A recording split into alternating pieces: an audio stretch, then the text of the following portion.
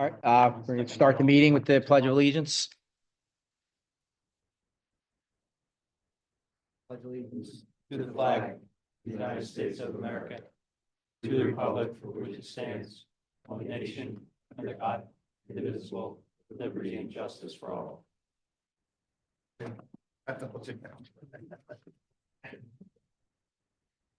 right, start off with a roll call. Yeah, Okay. Sorry about that. Mr. Baswell, here. Mr. Silk, Here. Mr. Breeze, Here. Mr. Sheridan, Here. Mr. Altabelli, Here. your solicitor and assistant zoning officer again. Right. All right, our first application up is application Z 2023-09 for the Delaware County Veterans Memorial. They are requesting an extension for 1 year to the prior relief that we had given. I don't think there's anybody here on behalf of that application. Does anybody from the board want to make a motion on this application? Make a motion to grant 1 year extension of the prior zoning relief. All right, is there a second? Second. All those in favor? Aye. All right, motion carries. All right, our next application is Z 2024-25, Kevin Murphy of 366 Radford Court in Glen Mills.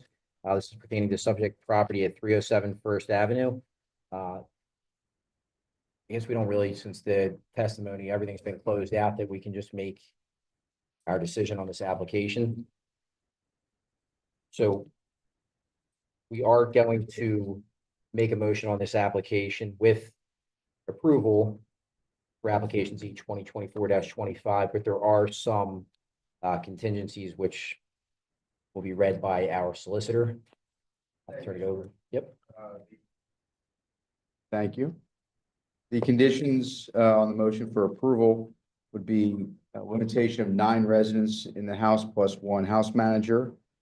Condition to add, the applicant add 1 more additional off-street parking space through the township, following all the required permits and procedures. Condition that residents and staff members of the house at all times utilize all available off-street parking before utilizing any on-street parking, and otherwise adhere to all applicable township ordinances and regulations regarding the use and occupancy of the premises. All right, is there a second? Second. All those in favor? Aye. Aye. All right, motion carries. Approved to continue operating with those contingencies. All right. All right, next up is application Z 2024-32. This is being continued to the June 19th meeting at the applicant's request. I make a motion to approve the continuance. Is there a second? Second. All those in favor? Aye. Aye. All right, motion carries. That will be continued. All right, next is application Z 2025-13. This is for 18 Main Street. This is being continued as well at the applicant's request. I assume to next month's meeting. Make a motion to approve it for next month's meeting. Is there a second? Second. All those in favor? Aye. Aye. Aye, all right. All right, next is application Z 2025-14, Christine and Mark Polo of MVP Plumbing, 3703 West Chester Pike. This application is continued from last month. If you want to just step forward and take a seat over here. Is there anyone here that is making public comment on this application or party protestant? Right, there is no one here for that. Oh, yeah, that's fine. You can bring them forward. We have to get them sworn in again since they were last time. We didn't close out the record. Okay. Thank you. Got it. Thank you. Would you please go ahead and turn the mic on the green? So, yeah, perfect. All right, and file is in order. The file hasn't changed. Okay, so the file has not changed, so we're good to turn it over to you. Yep. And it's all yours. Just, I know, so just as a recap too, we had our meeting last month. You were in excess of your, what, 33 square feet that you were allowed for signage, that we had recommended going back and making some changes to kind of meet us somewhere that would make the board happy. And just wanted to turn it back Yep. over to you. Let us know what you were able to come up with. Yeah, and I appreciate you guys letting us come back and sort of regroup on Yeah. this. You know, our store has a lot of signage. It's not, I just want to convey, it's not like a giant billboard for the town. Like, we do a lot of activity out of that space. Training, supplies, meetings. There's not a cashier in there or anything like that, but there is a lot of activity. So it's really important to us with our signage. So I understand your concern, but I know we have 84 square feet right now of sign. We're allowed like 30. So we're well over. But the concession I think we made, which I think is reasonable, is the back sign on the back, which is, I think, what is that? Yeah. The back sign is Yeah. pretty much, we're willing to give up the back sign on the property. And the top sign above the bay window, the MV. Yeah. So that one. And then the top sign right there. So we're willing to give that up. I do ask, you'll see in the picture, there's an emblem that we'll get rid of that sign. But if we can just put that emblem up, just because we have a lot of stuff in there. We have copper, we have machines. I don't really want people looking in and wanting to, you know, check out our stuff just because it's expensive. But at the same time, I understand we're covering up a lot, so. So if we took down those signs, we would be reducing it by 26.18 square feet. So the new signage square feet that we're requesting would be 57.89. So that's for the one that's covering the window, the pole sign, and then the small, again, this is like an AI reproduced thing, but the small, this would be roughly almost 5 square feet. So is that the very top section that says MVP, is that going away, but you're just keeping the MVP medallion that will go back? That'll be, Yeah. It's sort of, yeah, like essentially that, but we're just gonna get rid of that whole thing. Yeah. And 'cause- just get it sort of a wooden. Yeah, right now that big banner,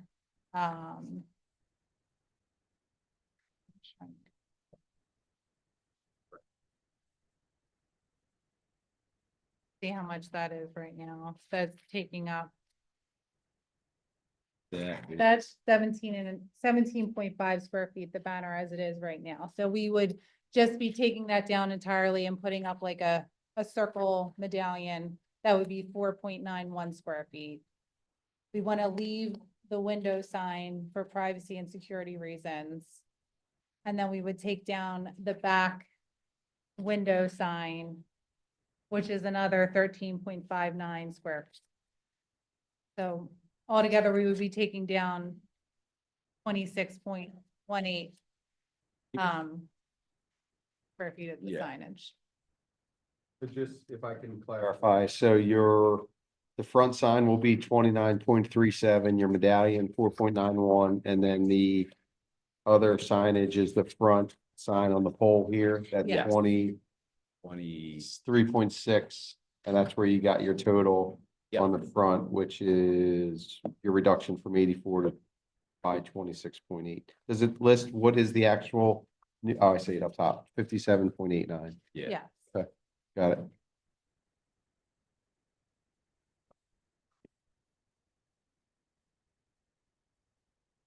I don't have any questions. I feel like you went back and did what we had asked, but How long have you been at the property? A little over 2 years. Have you ever had any security concerns or any issues with security?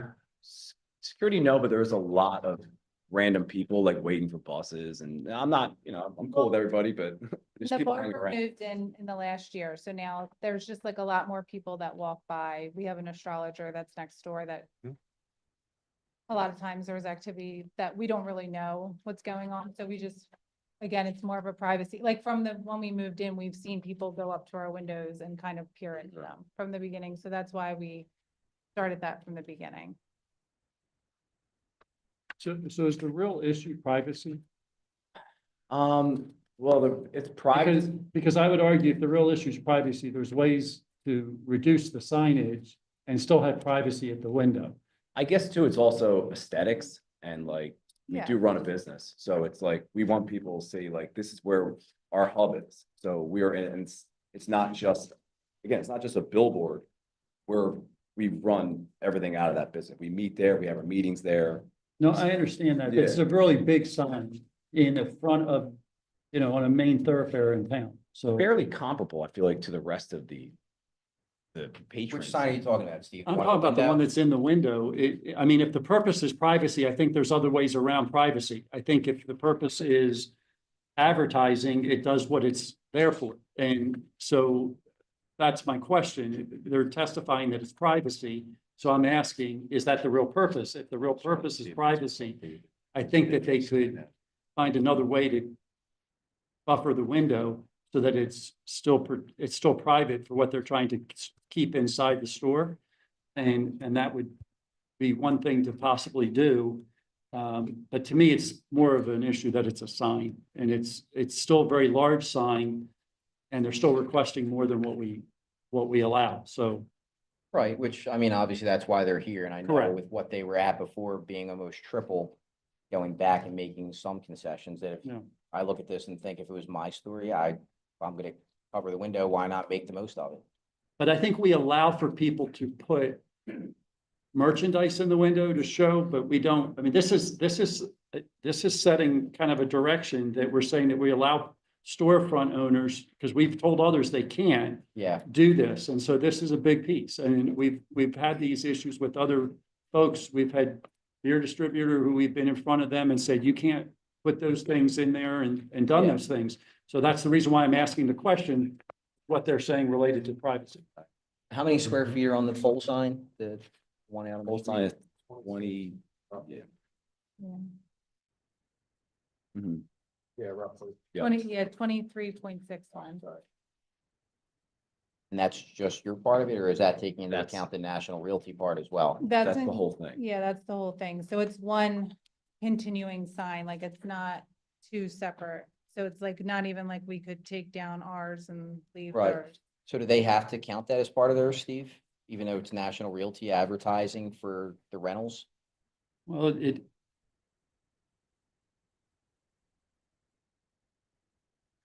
If they're only half of that sign, right? Yeah, technically.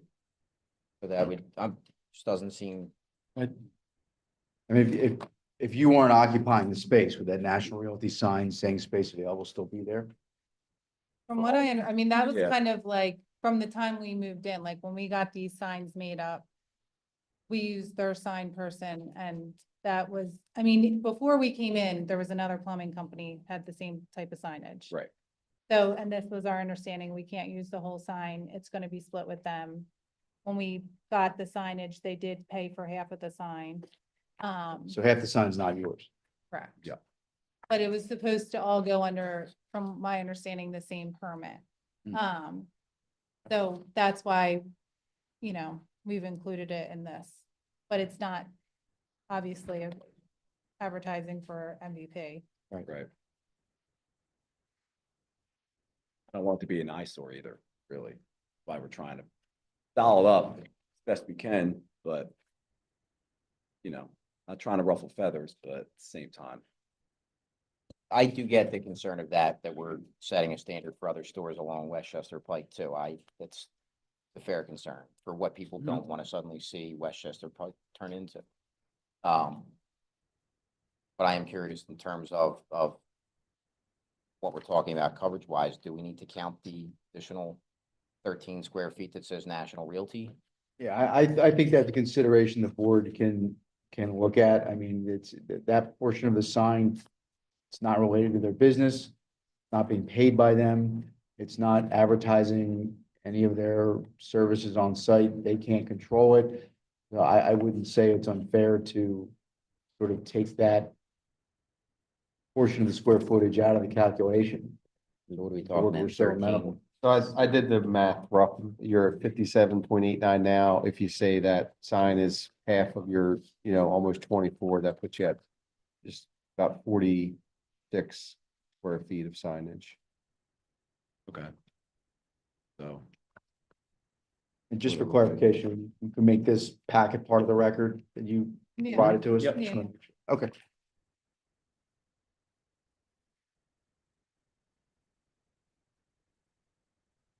So in terms of the window signage, then with we're finding some space out on the sign there, if you're to take the window sign and do some version of a border around there to just kind of open up the glass a bit more, gets us a little bit more, a lot closer to your number, right, of 33.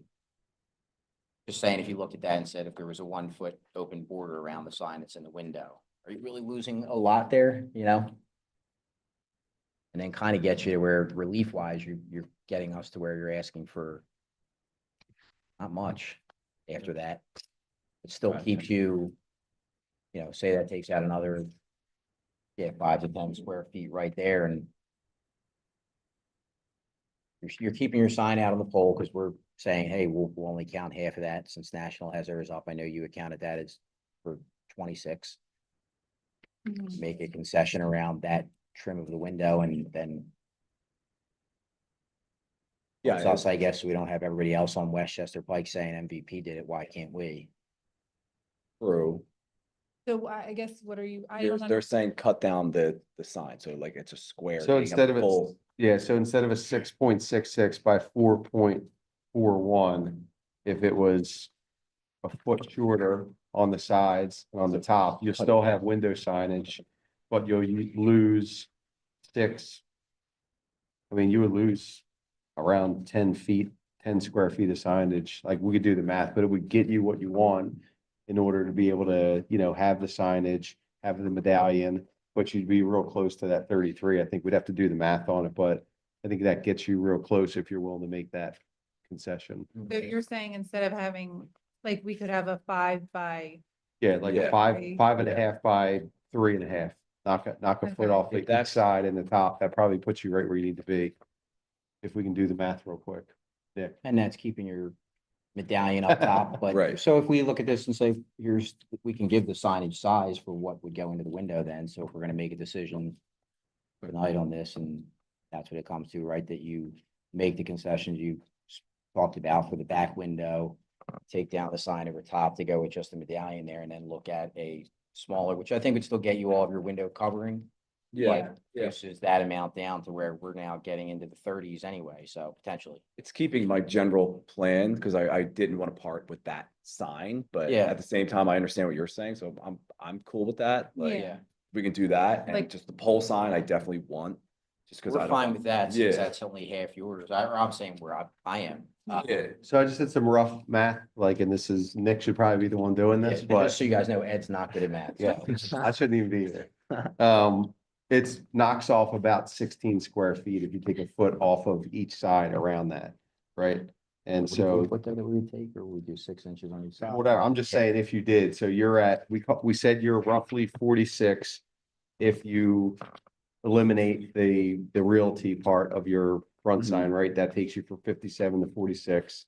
So then we slim that front sign down by foot-ish all around, if you just kind of do a square foot around there, it knocks you off by like 16, which puts you right where you need to be, around 30. So I think you can get what you want, and I think we can maintain the standard of the township at the same time, and you might not even need a variance, but you know. I think the variance for the sign is still required, the pole sign, because it was actually, because it's being re-put up, it's my understanding from the last time when Andy was here, he was stating that sign wouldn't even be allowed today. And Which so the pole sign wouldn't even be allowed. So if you're gonna allow it, I think 2 things that the township would ask. One is that, you'd be clarifying that their piece is the bottom, their piece is the top, but the bottom piece is limited also in what's there. Okay. They can't be changed. And then the second piece being that if at any point that they stop using it, that your variance doesn't carry beyond this current use. Yeah, Okay, so like if somebody moves in after us. I mean- Like if you're no longer doing it, Right. then it would not go with the next user. Okay, do we want to set this? I feel like we're leaving it open-ended if we don't come up with a size for the I mean, window sign. Yeah, you're not, this board does not have to make a decision on the application tonight. I mean, if the applicants want to redesign along the line suggested and come up with a different signage, make sure it fits and it works and you can come up with the signage and the board wants to continue it and the applicants in agreement, continue until the June meeting and see how close to the number we can get. I mean, that's also a possibility.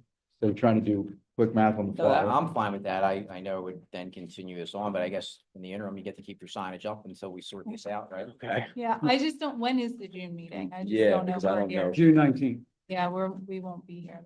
Yeah, They would be. can we continue it to like the August one or? What do you guys take the summer off from plumbing? Yeah. That's actually, that's our week. that That's we our won't be week. Yeah. Here, All yeah. right, I mean, do we go? Yeah, with so I July? mean, procedurally, what you would do is we would continue it to June, for the June meeting, make a request to continue it. Because you're not gonna be around until July and then it'll get bumped to July. Okay, just keep continuing until your lease runs out. Yeah, I know, I think we only have about Yeah, 8 months that's- left, Uh, honestly. Are you open to that then, if we continue this to go Yeah. back? So that would be July 17th if it got Okay. continued to them. Do we have to make a motion then for that, Steve? You need a motion for continuance. All right, so I'll make a motion to continue this meeting to the June, did we say June 17th? June 19th. June 19th meeting. Is there a second? Second. All those in favor? Aye. Great, motion carries. We'll see you in July. All Yeah, right. I appreciate it. Thank Yeah. you. Thank you. What was the? Yes, June 19th.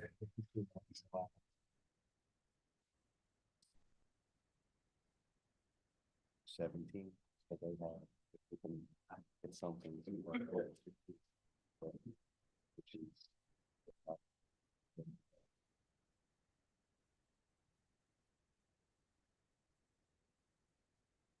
All right, so our next application is E 2025-15, John J. Mullen and Joan Mullen, RDS Enterprises, doing business on First and Main Line.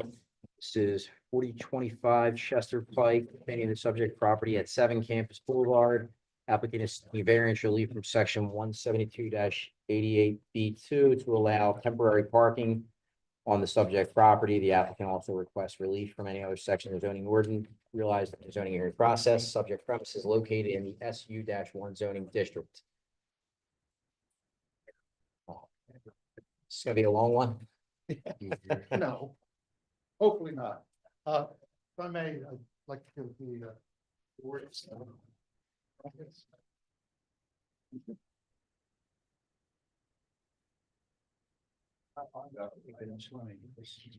was gonna-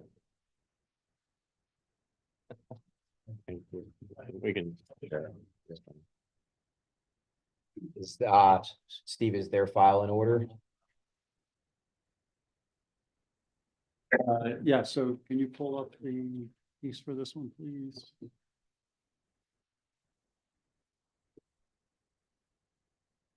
So yes, the property was posted. The proper notices were mailed out to the surrounding neighbors. And that list is attached as well. And in addition, is the advertising in the local paper, both May 1st and May 8th. Right? Mr. Chairman, for the record, I'd like to introduce some township exhibits. T1, the application made by the applicant, along with any accompanying documents and exhibits.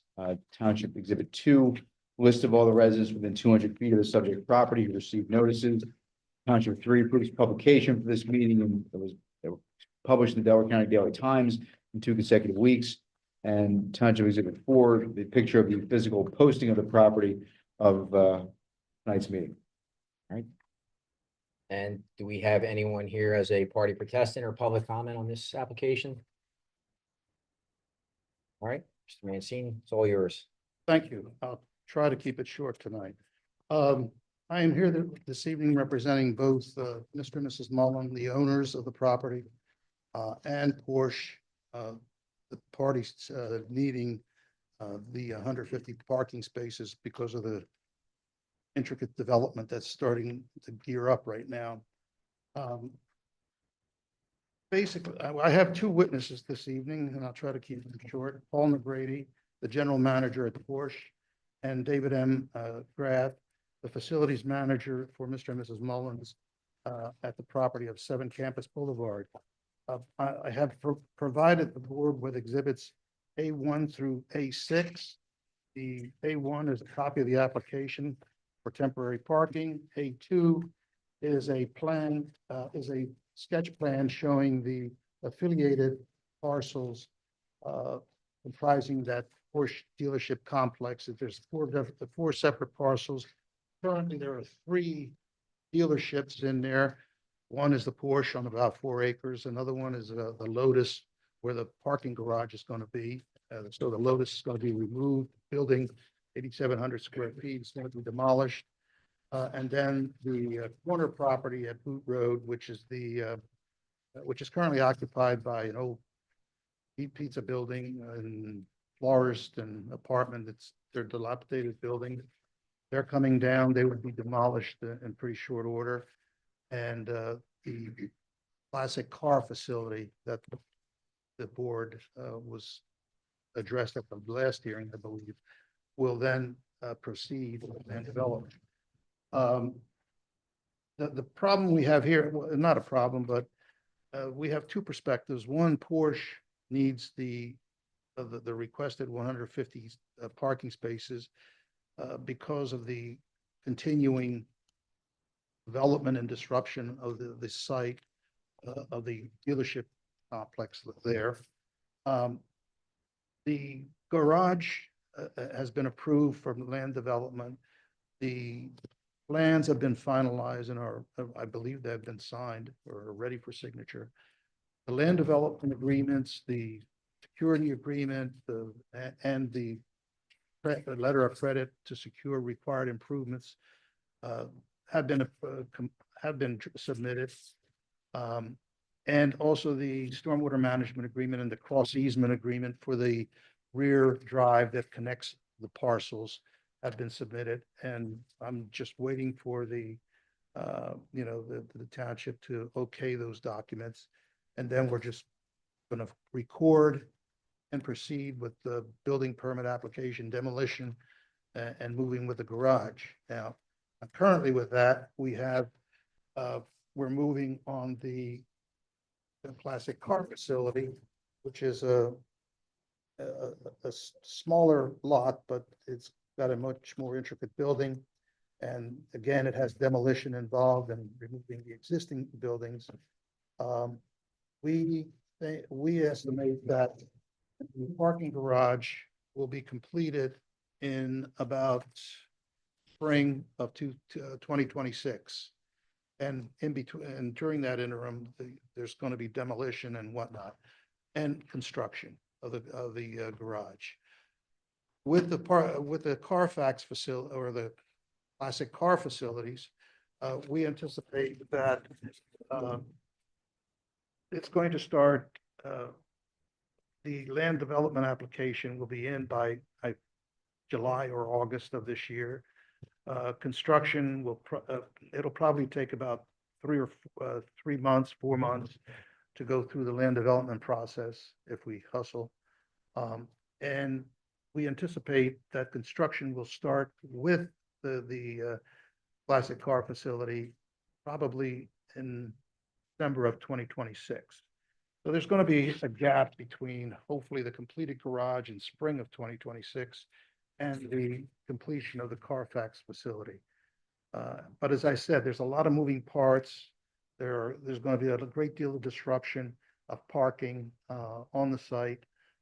And right now, we have gotten a 100 car of right to park, permission to park at another location in the campus buildings over there, not here, not at this location, another one, but that one expires as soon as the building garage or parking garage is completed. And what we're trying to do is basically cover contingencies with this 150 parking space requested at 7 Campus Boulevard. It's sort of I mean, it's necessary because we have to stay in business during that time, and there is a lot of reshuffling of parking that's going to take place on site. And the 150 parking space will give us that safety net. On the other side, you've got my co-applicant, who I am also representing, Mr. and Mrs. Mullen, and they own a building that's got 67,975 square feet of gross floor area. It's a 2-story building. It sits on about 6.9624 acre parcel, and it's been 75% vacant for the last 5 years. Hard to maintain, a property of that magnitude with 25% occupancy. Currently, that's been going on since COVID, and the only 2 occupants in there right now are the FBI and Mullen's Property, which is the client's business management of their real estate holdings. Other than that, the remaining tenants are using about 50 parking spaces. The site has 340 parking spaces. So it's minimal at best, and 50 is, I'm told, and you'll hear from Mr. McGrath, is probably the maximum that he's ever seen there between those 2 tenants. We're looking, like I said, we're looking to have this license in our hip pocket. I don't know if and when it's going to be used, but it most likely will, because we've had some substantial increase in inventory for the Porsche sales, and some increases in staffing. And so that's increased. And as I said, with 2 major projects going on the site, it requires a safety net, and that's what we're looking for. It's a win-win situation. The parking that we're proposing is for cars only, employees, and inventory. The employees, of course, would come in the morning and leave in the afternoon, and they get picked up by a van and dropped off by a van there, and then they drive away. The inventory parking does not generate a great deal of trip generation, unlike tenants. And that they're there more, for longer periods of time before they move in and out. Typically, when the inventory is sold or it has to be replaced, that's when they move. Like I said, it's a win-win situation. We need the parking spaces as security. Mr. and Mrs. Mullen welcome what we're paying as trying to set off some significant expenses, maintenance, and on a 7 acre parcel and almost a 70,000 square foot building is not insignificant. Well, we've done this before, right? I mean, we've had the Yes. other parking lot, and I think there were some concerns because that became very sort of open-ended. There was no end date, and I think it kind of just, I think that was one of the issues from before, where it just kind of seemed like they put in cars there. They actually never dealt with the variance that they needed the first time, and the cars were placed there, and it just Right. went on until no end time. And I think in looking at this, and correct me if I'm wrong, Steve, because I know you deal with it too, but that would be a concern, is what is the start date? What would be how we determine the end of this, becoming a parking lot for that? When I came for the first time, I think the Henderson location was Yeah. for 100 parking spaces. It was rocking along. It wasn't clear language, but when we extended it for the garage completion, it is definite. It's when the garage is basically completed. And like I said, we anticipate the completion date to be about December of this year. If I can get everything recorded within the next month or 2. So, But you wanted to roll into the classic cars project as well, right? well, that one will expire with the garage unless there is some urgent need and we come back and, the board is inclined to grant it the extension. This one is basically designed to cover, any surplus parking that's needed, either between now and until completion of the classic car facility, which we anticipate being in about December of 2026 or January of 2027. But Twenty twenty-six, yeah, December of 26. yeah, I think Okay. the classic car we're projecting for completion in December of 2026. The garage will probably be completed by April of 2026. So there's about a 9-month gap. Well, and that's what so you want this to extend through for the classic car construction as well. So you're That's asking for it correct. to go beyond that, because the reason I'm even asking that is looking at this and saying, okay, once you get your certificate of occupancy, that we can say, look, 1 week from that certificate of occupancy is when that approval would run out, right? No more parking the cars there. You have a week to move everything, but I just want to know which certificate of occupancy we're referring to. So if it's associated with the classic car one, which is going to be done last, I just want to know that when that CO were to come through. And Steve, I know you guys deal with this. Do you have concerns? I guess my only concern is if it's a backup to the parking garage, I understand that. But I mean, you have 100, but then the classic car, I think the last testimony I heard was roughly there was going to be 8 cars there plus Oh, another 8 classic- cars. You yeah. know, it's a very small, but you're still asking for 150 spaces here. So I think the confusion is, what's the purpose of 150 spaces if it's going through the end of the classic car?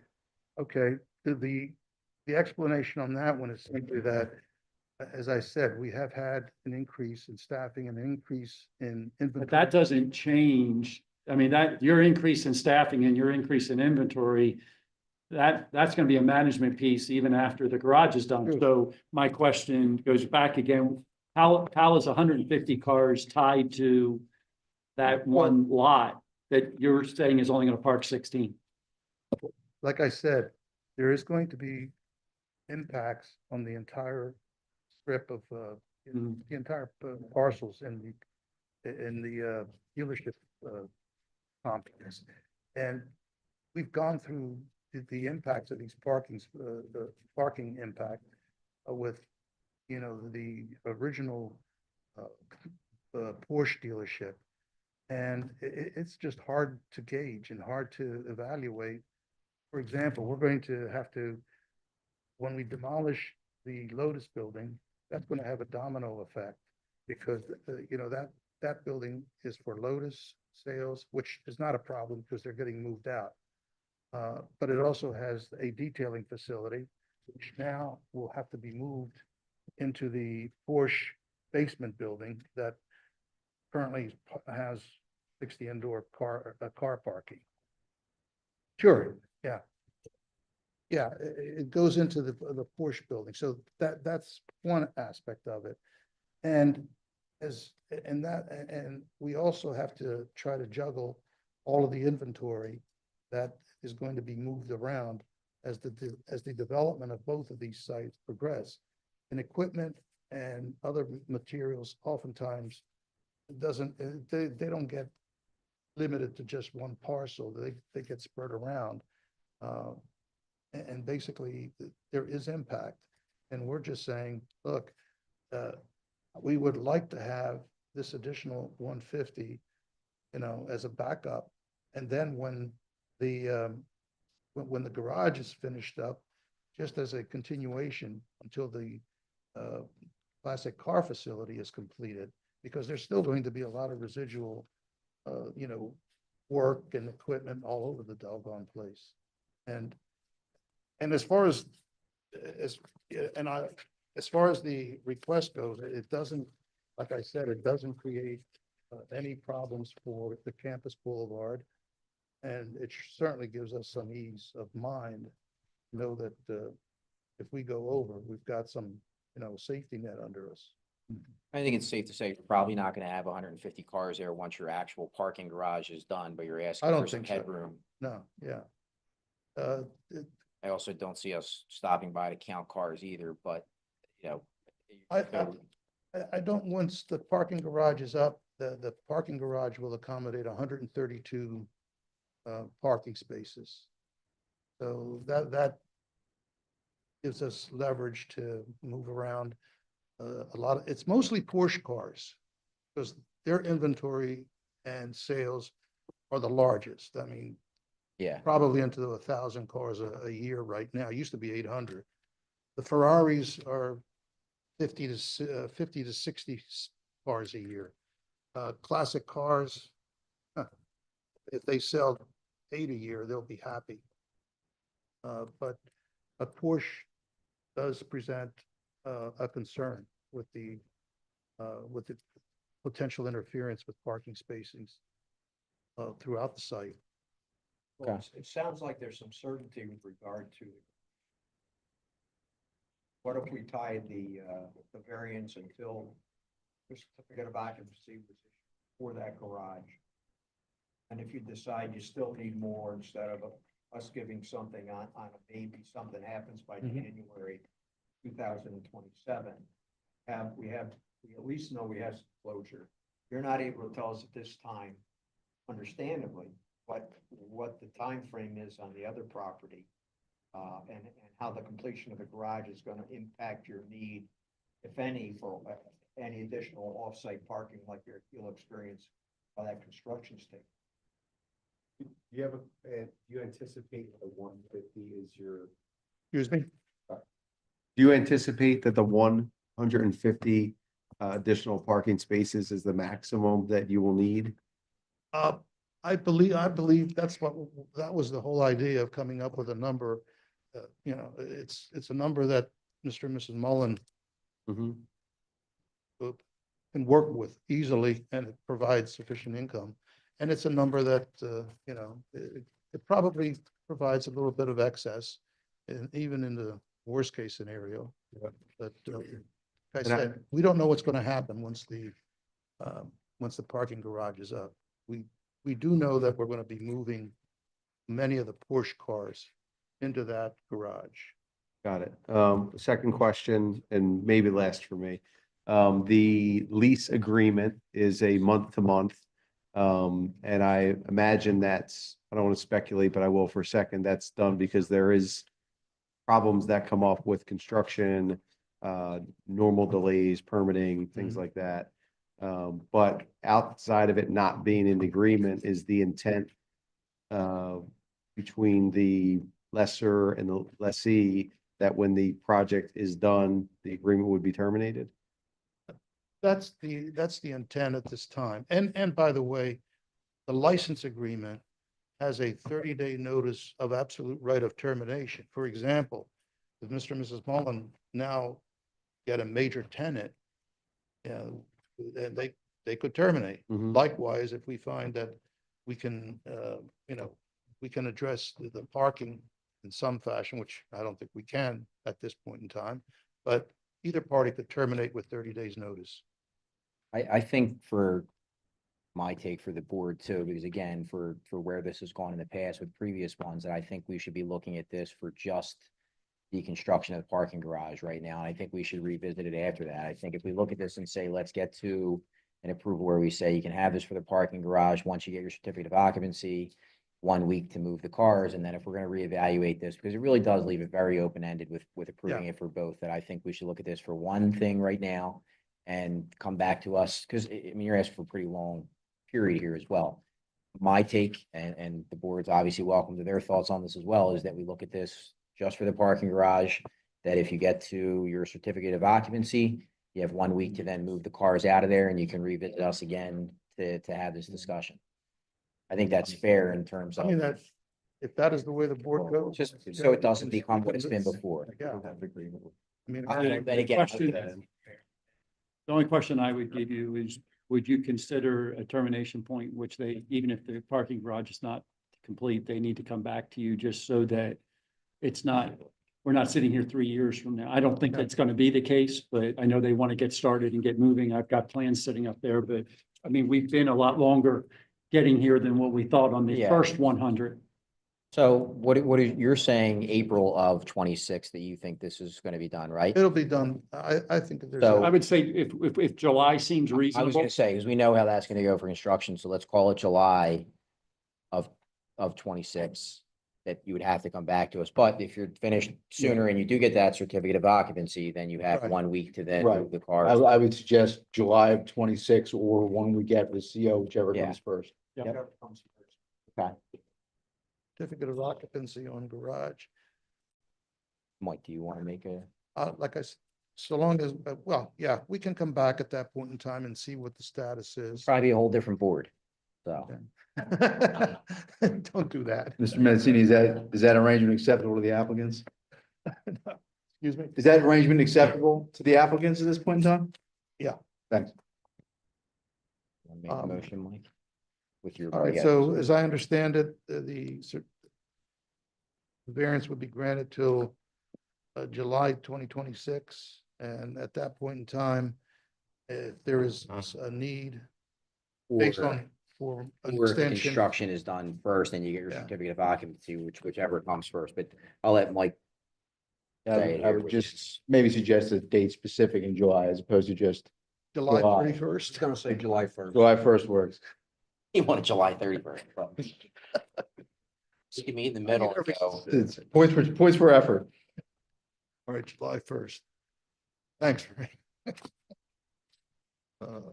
Okay. If, You just need a formal motion. if you want, I didn't know Yeah. if you Oh, sorry. Yep. presenting. Are you done, Vince? I'm done. I'll put on the witnesses if the board so desires, basically to adopt what I've said about, by the way, Just come up and say, have them Yeah. stop what they say, so it's on the record, so nobody, all, it can be 3 questions, I guess. um, We're so close. No grading. NOGRADY, no grading. Mr. DeGrady, you've heard my opening comments and statements. Yes. Were they accurate about the concerns and what we wanted to do? Yes. You adopt those comments as your own, Yes. and you reviewed exhibits A1 through A6. And you would testify to their accuracy and that they accurately represent what is indicated on those documents and photos Yes. and plans. Okay. And by the way, just for interest's sake, for the board's sake, A4 is the site plan of 7 Campus Boulevard, and that basically highlights where the parking spaces are. And A5 is an aerial photo that demonstrates that it really doesn't impact anything around it. So there's no adverse impact on the site or on the surrounding areas. Would you agree with that, sir? Yes. I have no further questions of this witness, and I would admit exhibits A1 through A6 into evidence, including the deed, which I can qualify with, with my second witness, which is David McGrath. Dave, Yes, sir. can you please come up? You can sit down. Yes, Unless the board has any questions of Mr. no. No. Thank you. All right. Yes, I do. David McGrath, MC, capital GRATH. David, you're the facilities manager for the 7. Yes, I am. Okay. And you've heard my comments, that I related regarding, the vacancies Yes, I did. and the comments were accurate, Yes, and be willing to take those comments as part of your testimony here tonight. absolutely. And also, gone through, you've seen all the exhibits that have been prepared, exhibits A1 through A6. I have, And A6 is the deed for Mr. and Mrs. Mullen. correct. And you are testifying as to the accuracy of all exhibits. Yes. In your opinion, does the post parking create any issues with your tenants or with traffic or trip generation or anything of that nature? Absolutely not. And it's not anywhere near any residence or anything like that? No. Okay. I have no further questions of this witness, and if the board wants to ask some questions. Nope. All right, I would move exhibits 1 through 1 or A1 through A6 into evidence then. They're admitted. Right. Turn it over to Sheridan here. With regard to application number 2025-15, seeking variance relief from section 172-88B2 to allow for temporary parking of 100 vehicles on the subject property. It is granting that variance subject to the normal conditions of complying with the code, but also that the variance shall terminate upon 7 business days following the issuance of certificate of occupancy on the garage to be built on the applicant's property on West Chester Pike, or on or before July 1st, 2026, whichever date or event occurs first. I'm sorry, did I hear that it's for 150 or? 150. Oh, thank you. That's good. Yes. All right, is there a second? Second. All those in favor? Aye. Aye. Motion carries. Thank you. Thank you. Hey, you're nice and short.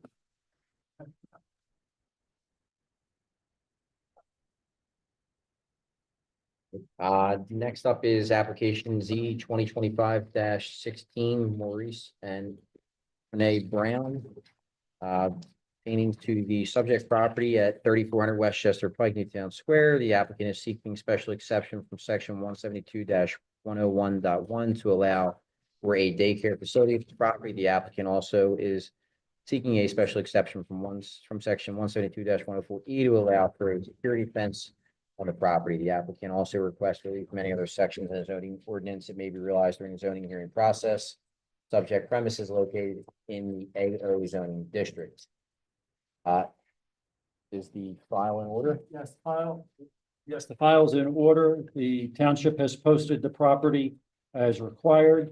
It's given legal notice to the addresses that are attached to the agenda, 200 feet around. And in addition, has advertised this hearing twice, May 1st, and I believe it's May 8th.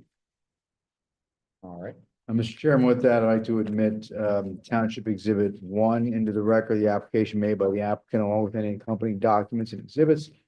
Township Exhibit 2, the list of the residents within 200 feet of the subject property who received notice. Township 3 approves publication for this meeting that were published in the Delaware County Daily Times on 2 consecutive weeks. Township Exhibit 4, a picture of the physical posting of the property for tonight's meeting. All right, and do we have anyone here who is a party protestant on this application or party protestant? Party protestant? Okay. Okay, we'll get, did you receive a letter, I guess, in regards to this in the mail? Like, are you one of the? Okay. All right, we want to get his name on the record now, just as a party.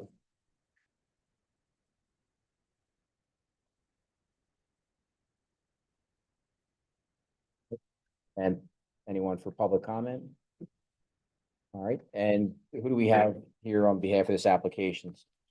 So there's a few of us here. I can Good see. evening. My name's Ernie Angelis. I have the pleasure of representing Learning Beyond Academy this evening, which is currently under lease to occupy the property at 3400 West Chester Pike. I'll have 2 witnesses and a brief opening. With me this evening is Tori Brown, who's the director of Learning Beyond. Also with us is her son, Nylan, and her husband, Mauricio. I'm sorry, Maurice, right? Maurice, yeah. So it's kind of a family matter, which gets some good civic lessons for the young one here. And then I'll have Bob Lynn, registered architect, to provide some expert testimony in architecture, land use, and zoning. So by way of some brief background, this is a two-story building. It's located in the AO zoning district and contains about 3,200 square feet per floor.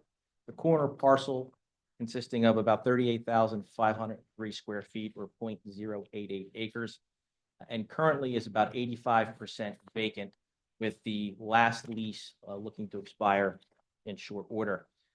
As I'm sure this board has heard on numerous occasions, obviously, market for office space is not what it used to be. It doesn't carry the same appeal to investors and tenants.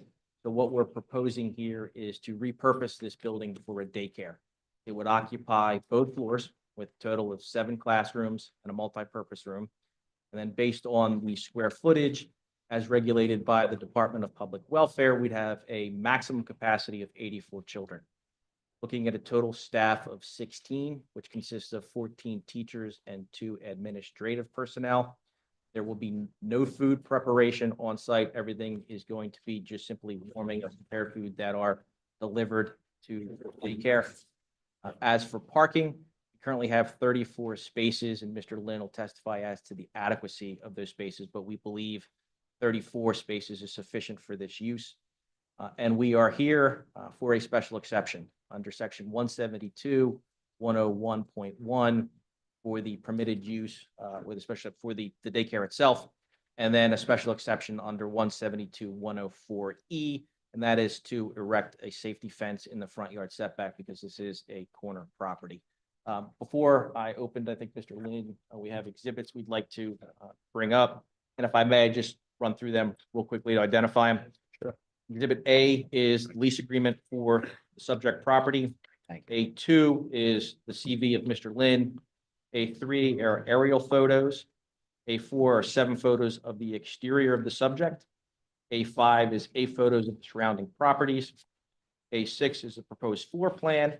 A7 is the DPW child to staff ratio. A8 is section 172, 101.1, which deals with the special exception for daycares. A9 is A9A is a 1994 site plan. A9B is the proposed site plan. A10 is the parking example. A11 is interior photos of other facilities. And finally, A5 is the fire marshal review letter dated, A12, dated May 12th, 2025. That would conclude my opening. I would just like to move now to my first witness, if that's possible. And I guess we'd get sworn in witnesses. You want to do them all now? Yes. I do. Would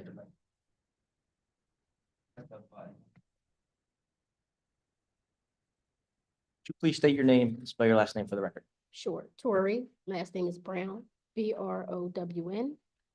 And Tori, you are the director and your husband is the owner of Learning Beyond Academy? Yes, that's correct. And Learning Beyond Academy is currently under a lease agreement to occupy the property at 3,400 West Chester Pike, correct? Correct. Now, I want to show you briefly what we have identified and marked as Exhibit A1. Is that a true and correct copy of the lease agreement for the subject property? Yes. And that is by and between the owner and the you being the daycare. Yes. Can you explain to the board what Learning Beyond is? Sure. Learning Beyond Academy is an early education program, and we provide children with a nurturing environment to learn and grow. And we typically focus on foundational skills to prepare young children for future academic success. And that's licensed by the Department of Public Welfare. Yes. And when were you organized? Let's say around 2000. And is this the only location you have, or do you have another location? We currently have one other location. So then this would be your second location. Yes, And how long have you been at the first location? since 2012. And is that a similar daycare? Yes, How many students do you have there? 42. And how about staff? What's that look like? 6.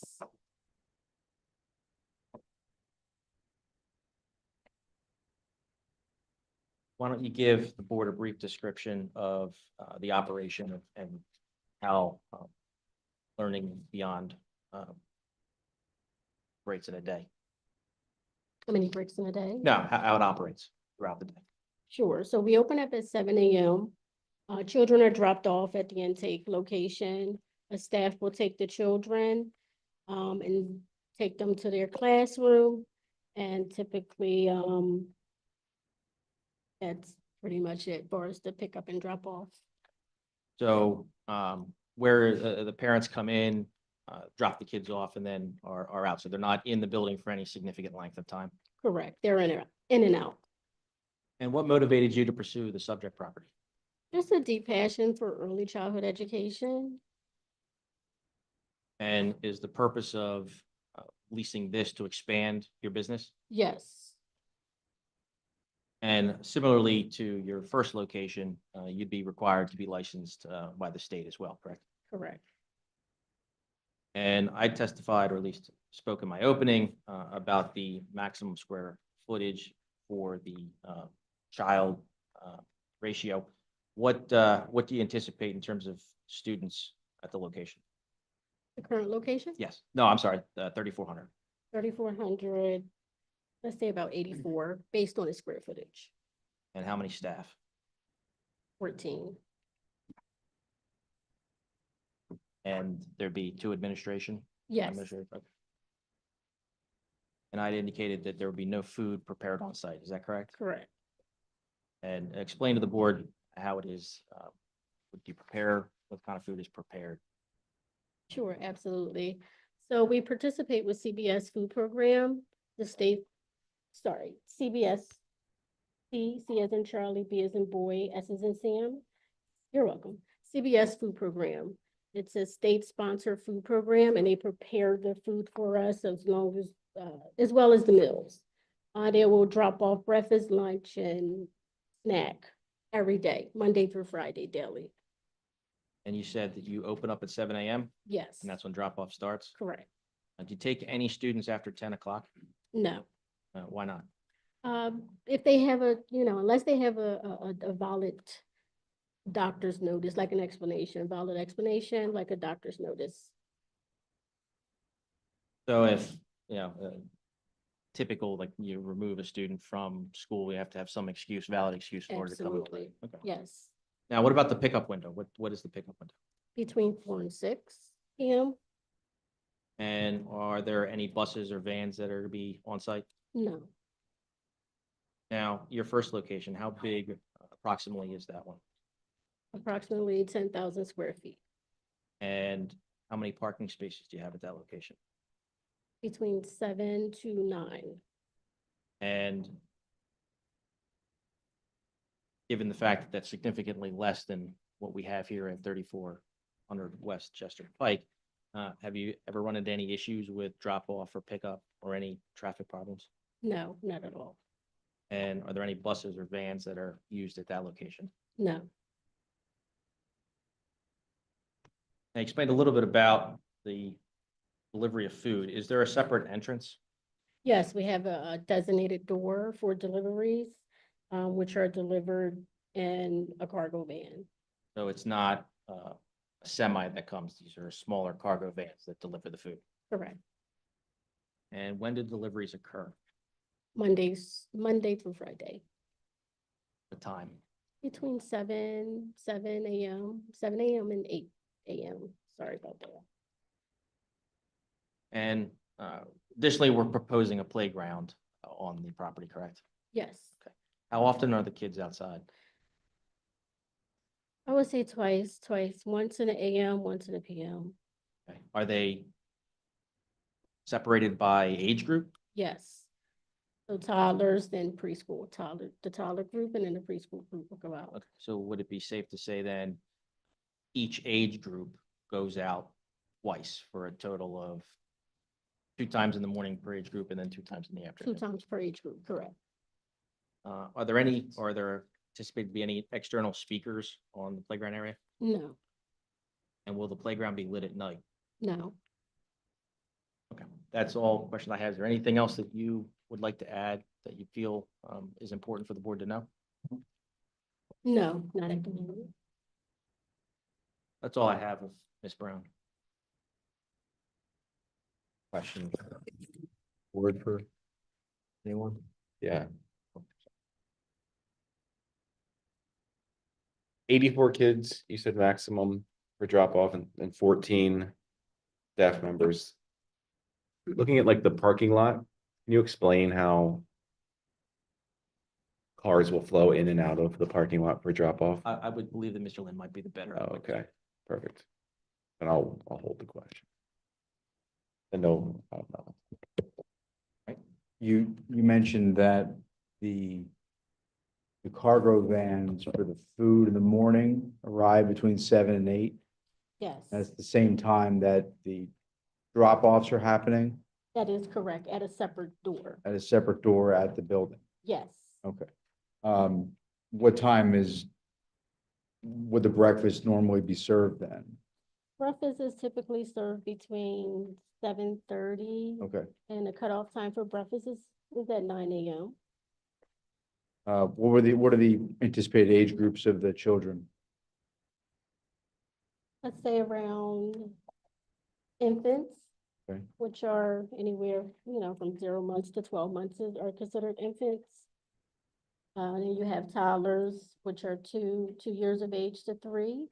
And we want to cut off at preschool. Preschool is from 3 to 5. So in terms of drop-off for infants, is it a situation where parents are parking, taking, the kid in the car seat in, doing all the drop-offs and then coming back out? Yes, but not the car seat. They will just bring the infant in. Okay. And for the 3-year-olds, is it the same process or is there Same a process. drive-up line where they, Same process. okay, So there will be an intake area where the children are dropped off. inside the building? Yes. Okay.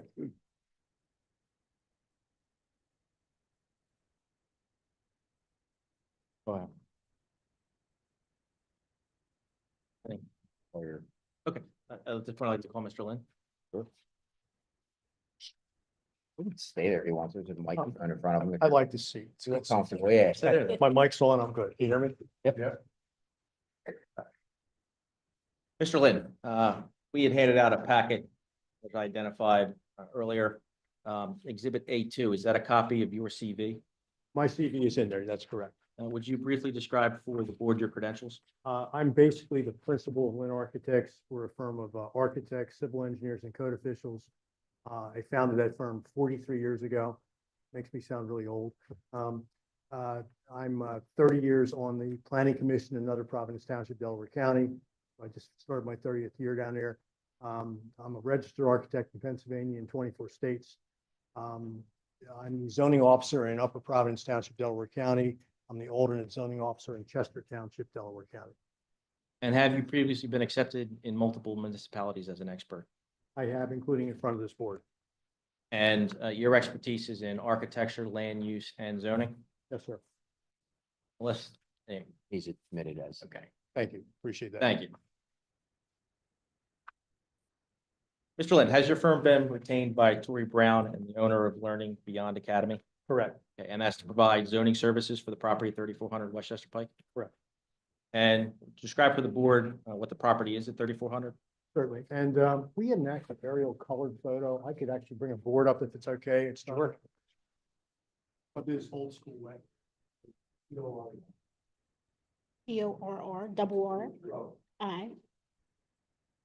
You're welcome.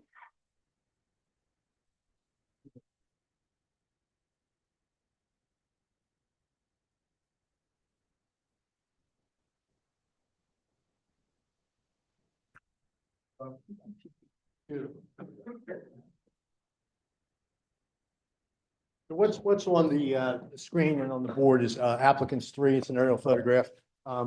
This is a property. It's on the south side of West Chester Pike at the intersection of Valley View Lane. I'm not sure whether my pointer will trace on these screens. Let's get absorbed. Well, anyhow, the property is right here. The building is right there, and this is Valley View Lane. I'm tracing up and down applicant's 3.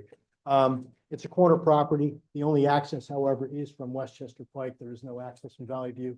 And Valley View flows one direction out towards West Chester Pike. It's not a two-way street. I have 304 feet of frontage on West Chester Pike, so about a football field. I have 135 foot of frontage on Valley View Lane. And the parcel is 0.88 acres, so just under an acre of land.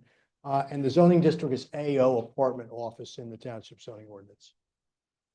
Mr. Lynn, are you familiar with the neighborhood? I am. Would you mind describing, well, let's do this. Can you describe the current improvements on the property? Well, there's on applicants, a little farther back in the package, there's a floor plan, but we don't need it for a second.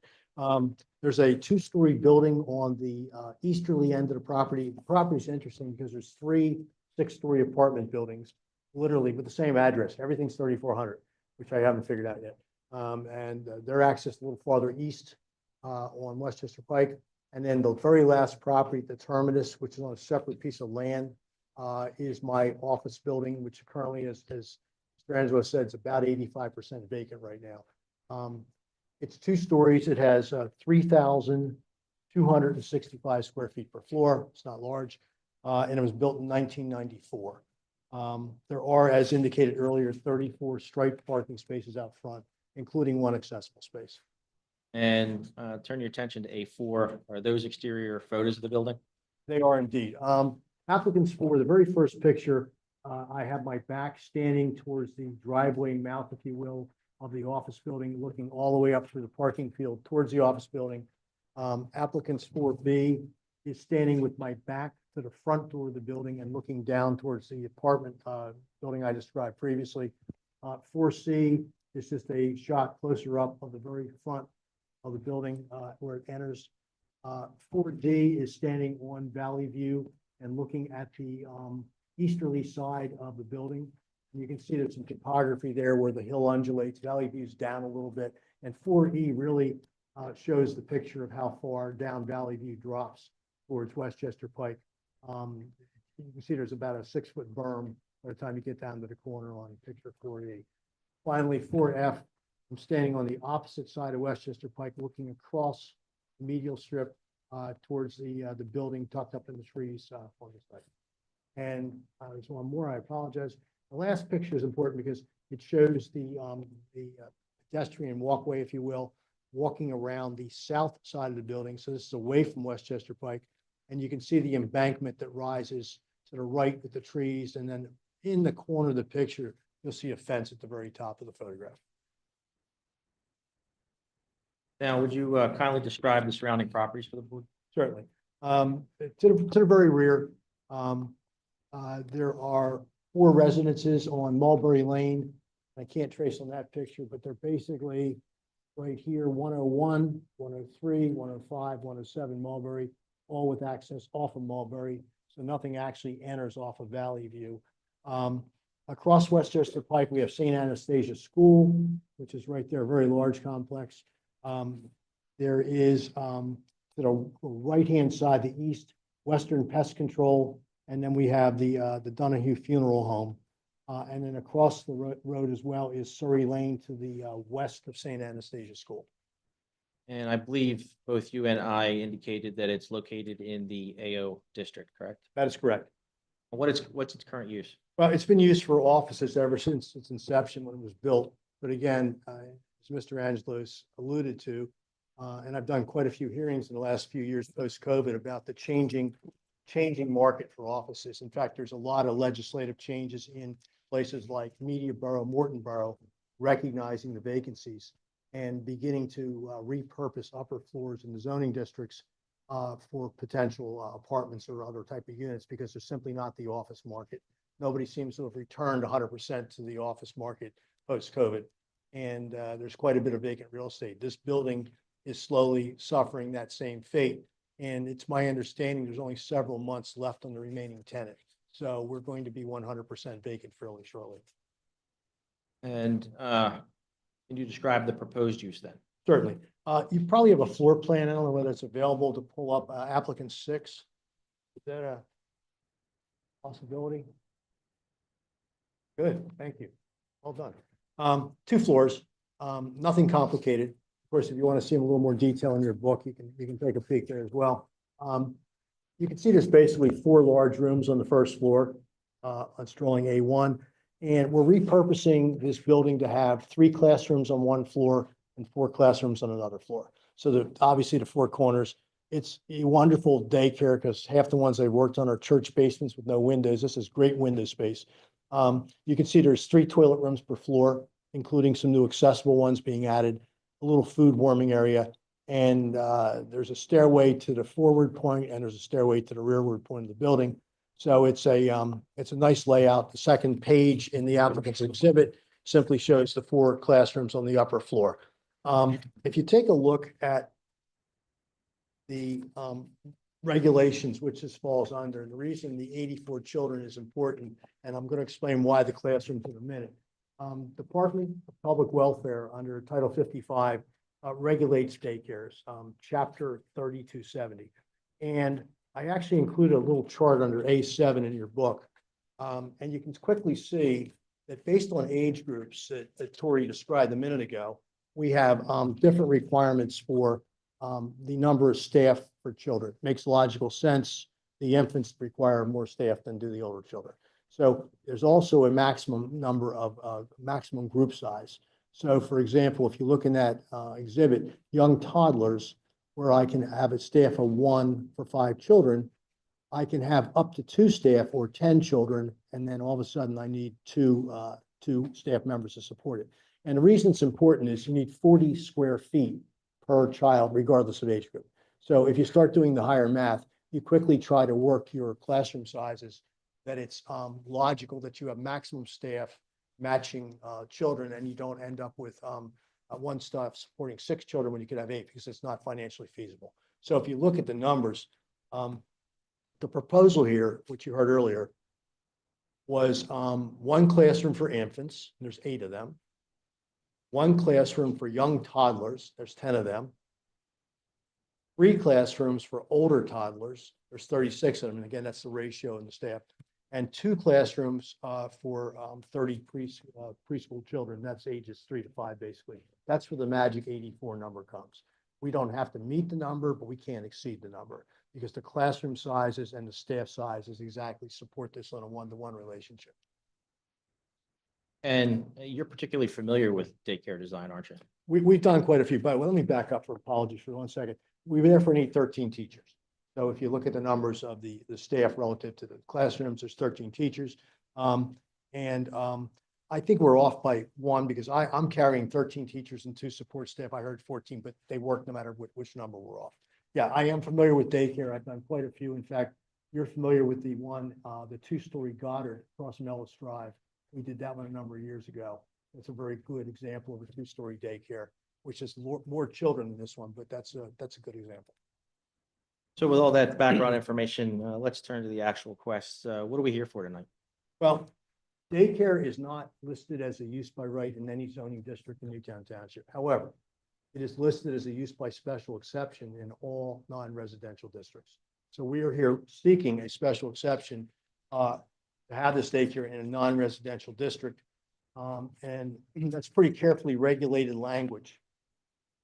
And it's under your 172-101.1.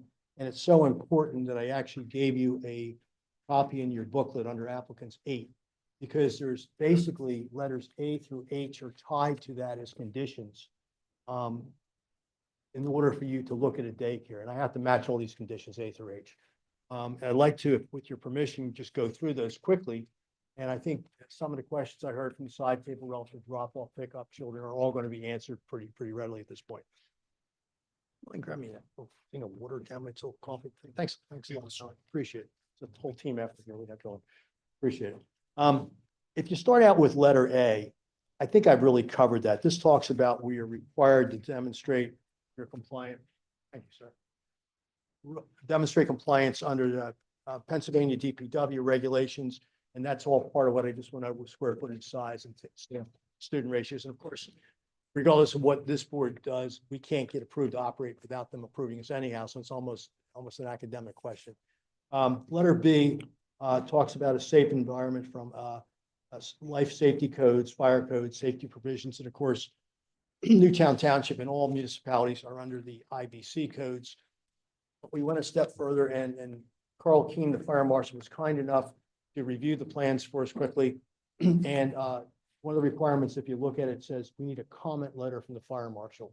You'll see that's included in your package under applicants 12. I'll go over that in a second, but we actually were able to get. It's unclear if I need that response before I do zoning or after, but we got it before zoning, just so we had it in place for your consideration. Letter C is operations of hours of operation if I'm in a residential district. I'm not in a residential district, but our hours happen to match 7 a.m. to 6 p.m. So no activity before 7 and none after 6, even though I'm not in a residential district. Letter D is a fenced-in yard and play activities. I'm going to cover that in a little more detail in a minute. I'll skip if you don't mind. I believe Tori did a nice job of discussing that there's food brought in. It's not a cooking kitchen. It's reheated meals, etc. So she has an entire food program. I'm going to skip adequate drop-off and pick up, and because I'll come back to that. That's the only other item. Obviously, daycare operators need a criminal history check. That's a state regulation as well, so that has to occur. And finally, they need to submit, comply with an annual registration and inspection with the township, with the fire marshal, and the health officer. Of course, we're going to do that. So 2 of those I'm going to come back to in a second there. Okay, well, I think we can go back to subsection D. Why don't you explain how we satisfy the requirement for outdoor play area? Sure. We've designed in the rear of the parcel, and there's site plan A9, A and B.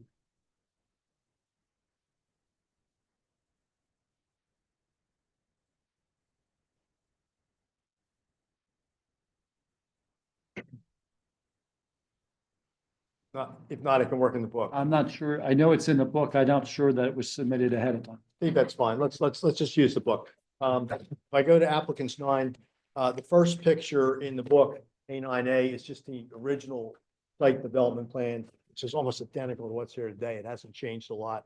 And you can see the separate parcel I alluded to and the streets flanking it.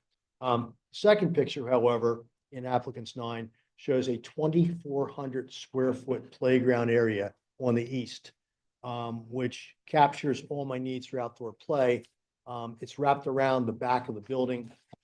And the play requirements, again, are different based upon the age of the child. So my preschool children, I need 65 square feet per child.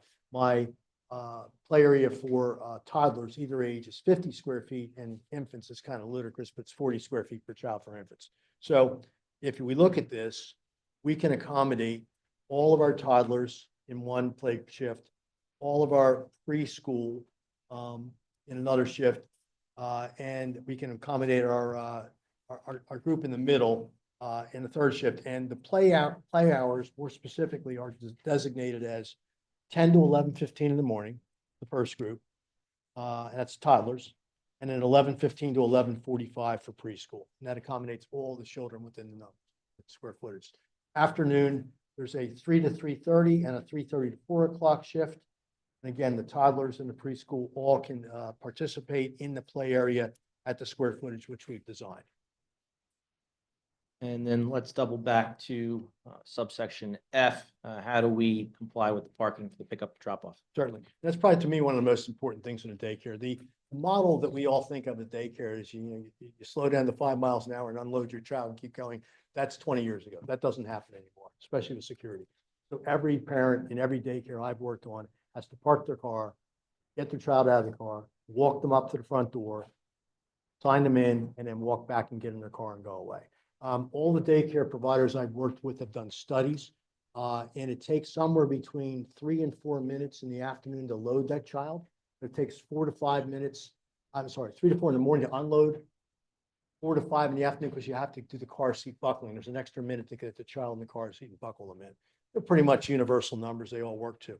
So what happens is we have a total, assuming that everybody drives, and there are 2 SEPTA bus routes that drop right at the corner.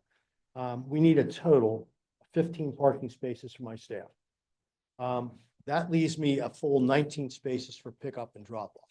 And on the site plan, you'll notice we designated the whole bank of spaces closest to the front of the building as nothing but pickup and drop off, and all parking for staff being at the westerly side of the parking field. The average time it takes, again, using the minutes I just cited, and you don't have a perfect one car pulls up and leaves and another car goes. So in a 15-minute quadrant, each parking space can accommodate two transactions, if you will. So if you look at what we have 19 spaces. So I could actually accommodate 152 children in an hour, but the drop-off period is 2 hours and the pickup period is 2 hours. So I have so much extra parking. Probably the best parking example I could find, because it's working, it's real. If you peek at applicants 10 a second, if you don't mind, applicants 10 is a picture of the Goddard School, which we did right up by Ellis Drive. So this is a real photograph of the Goddard School, and the Goddard School has a larger number of children, 132, and a staff of 20.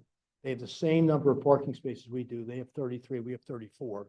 If you look at the ones up at the front, there's no one in them. That's the pickup and the drop off. They have 14 spaces allocated for pickup and drop off for 132 students. We again have 19 spaces for 84 students. So if I had to pick a poster child of a picture of drop off of a daycare, this is about as good as it gets, and it's one in your township. And you can drive by anytime you want in those hours, and there's never really an issue. Also, the schools tend to stage the children of a various age group a little bit differently. They'll say, look, if you're a certain age group, come in this hour, not the previous hour. And they work through that. So it's even more diverse timing wise than it would seem. But I have capacity of almost 4 times as many children with my 19 spaces. And that to me is one of the most important things, safety. And notice they're all being dropped off at the front door. So the staff isn't driving over that parking area. It's right at the front door, literally. Now, how about access? Do we have a decent access on the site? Access is phenomenal because we have West Chester Pike, volume of close to 36,000 cars, by the way. That's the newest count daily on both directions. And we have an access point, not just at the bottom of the apartment buildings, which isn't really going to need to be used, but right at the mouth of our driveway. So literally, you can come into our site on our property and access our daycare without even going to the apartment building. The other beauty is that West Chester Pike has a signalized intersection just above us to the east. And has a full U-turn maneuver, and everybody does it from the whole apartment complex to go westerly. And we have another full movement just below us going to the west. So you can flip around that island at will at both of those intersections signals. And they're in no way restricted. So in fact, that's how the entire apartment complex with the 3 buildings, 6 stories works as far as traffic circulation is concerned. Now, you testified to it earlier, but let's turn to Exhibit A12, and we were able to obtain a review letter from the fire marshal. I was indeed. Fire marshal's review letter says the obvious. Make sure the sprinkler system's working and checked. Make sure the fire alarm system's working and checked. Make sure there's a sign on the building. Make sure there's a sign on the fire department connection at the lower entrance to the apartment building that says, you know, this is the fire department connection, maintain pressure. And I believe that was pretty much the essence, but whatever the fire marshal wants, we'll obviously work to. It is a fully sprinkler building. So that's the beauty of it. It has a sprinkler system in place. Now, aside from the special exception for the daycare, I'd mentioned at the beginning that we needed a second special exception. Can you describe that for the board? We need to have a special exception because we're erecting a fence around the playground. Why? Because I'm required to erect a fence, not just for obvious reasons of safety and security, but the code says I have to have a fence, letter E, around the thing. And the special exception requirement for a fence says if I'm in the front yard, and that 2 front yards, because I'm a corner property, I have to have a special exception for a fence. So we're almost asking the logical, but it's a requirement to ask it under the code. And then aside from the special conditions attached to the daycare, which you've already testified to, can you describe the special exceptions in general? Well, I'm not going to insult this board. You've been through your special exceptions enough times. They almost mirror the MPC, although they're almost like a variance in this township. But they all actually capture things less difficult than the conditions attached to the daycare. To me, the conditions attached to the daycare are paramount because they're very specific to this use. They talk about, am I impacting, safety, health, welfare? Am I impacting neighborhoods? I would offer no in any capacity. We're certainly not. I can go through every one of them if you want, but And that was a question I had for the board, if they wanted me to go through each and every one of those elements on section 172-101.1, or just a broad question to Mr. Lynn? Only 19 of them.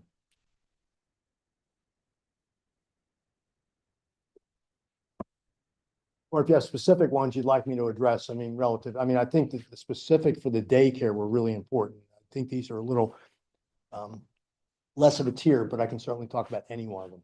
How many are specific to the daycare?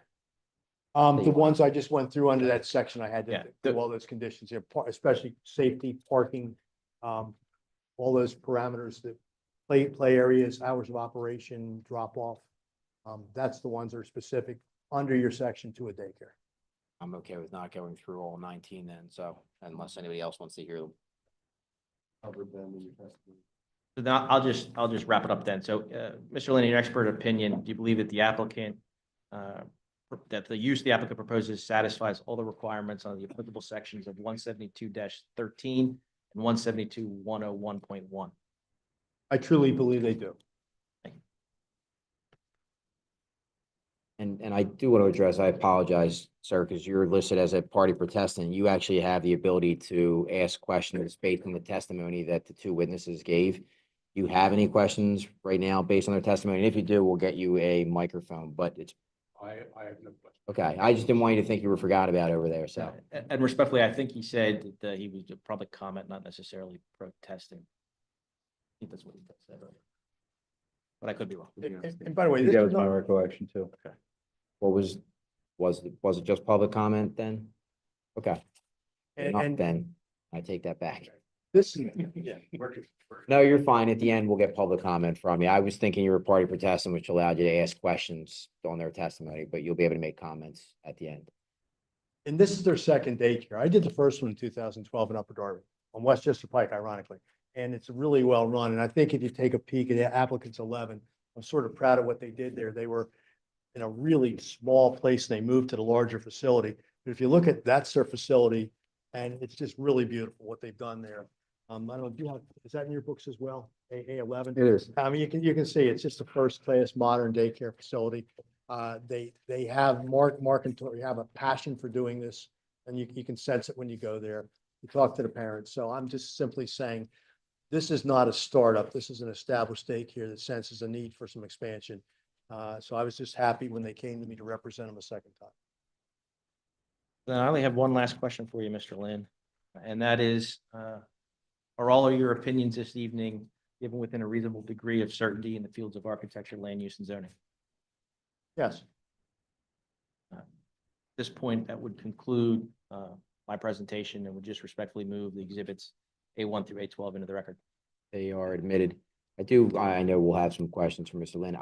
Just showing us on your display here, where is this fence going? Just, So the fence is going to go. okay, we can, yep. Can I get you to please just grab the mic and speak into it so that anybody who's listening to the recording knows? Thank you. Am I good here? Okay. You can see the building with the greenish blue roof.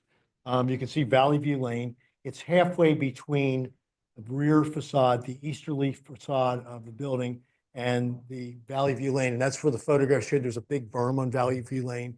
So it's actually kind of tucked down in the valley because there's a level flat area opposite the back of the building and it rises quickly to a berm and then drops back down again to Valley View.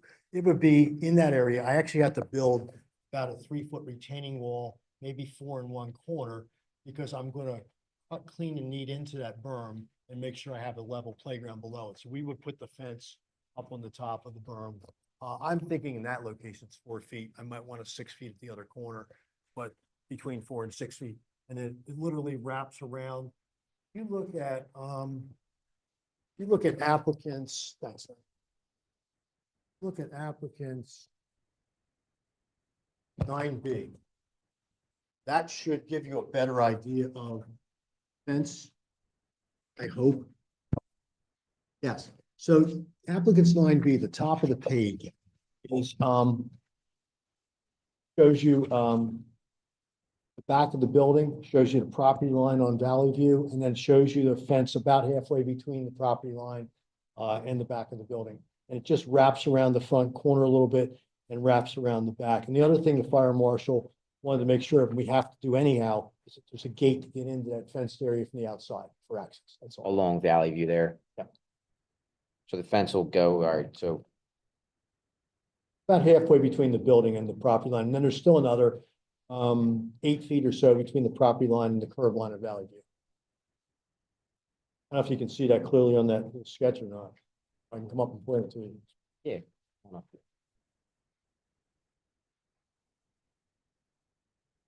So where's the, just click on through your fence line. Here's your property line in Valley View. Yep. Here's your curb line in Valley View. Here's the rear wall of the building. Yep. And that's the fence Oh, okay. wrapping around the back of the building, about halfway between, And what about the playground? at the playgrounds inside the fence. But that's what, just right Yeah, here. because there's a back door in the building leads you right out to the playground. So this is the play area here. That's the 2,400 square feet. That does, I just, And for the record, that was exhibit A9B. Correct. Top half. Mr. Lynn, I may have missed this. How high do you anticipate that fence being? We listed it on the application as 4 to 6 feet. I want to have a little latitude based on where I am location wise to do it. I want to get visual privacy and I want to get security privacy. But what I don't want to do is go to the top of that berm of land and have a 6-foot fence sticking above it. That was actually my next question. So if you're on Valley View and you're looking toward the building, approximately how much of the fence are you going to see over the berm? Well, it would probably be on the top of the berm. You would see 4 feet. You see 4 about feet height- after the top of the berm? Yeah, about the height of your podium you're sitting at right there. It's about 4 feet.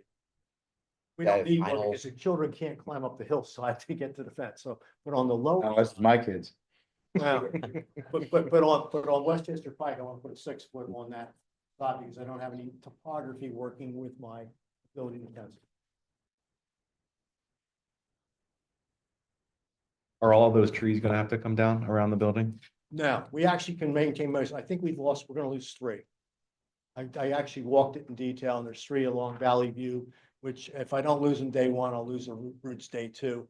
So we, most of those trees, however, are outside my 20-foot, if you will, fence barrier. And there's a very mature hillside of vegetation you saw in the photographs, and then a rise of almost 8 feet up to the backyards next door. So nice thing is I am down in the valley, which is really an ideal situation. There won't be any vehicle access from Valley View, right? No. Okay, No. just wanna make sure. Unless you're a mountain goat. Pretty good climb up there. Nor do we want it. We don't need it. We don't encourage it.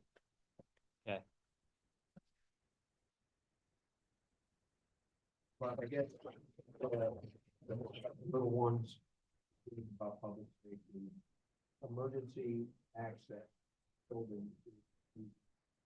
Access. No, it's actually a direct driveway off West Chester Pike right into my driveway.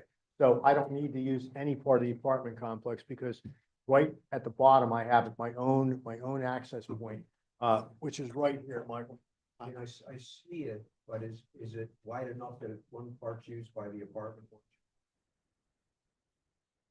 Well, this is a full movement driveway here. Okay. So, and you can just got a right turn in and right turn out. So it comes right into my site. The original site plan for the 1990s, you actually can see that the driveway is mostly split with cross easements that both use it, so your apartments can use the weekend. But I don't need to go through the apartment. I appreciate that. So, but that's the only means of egress and egress to.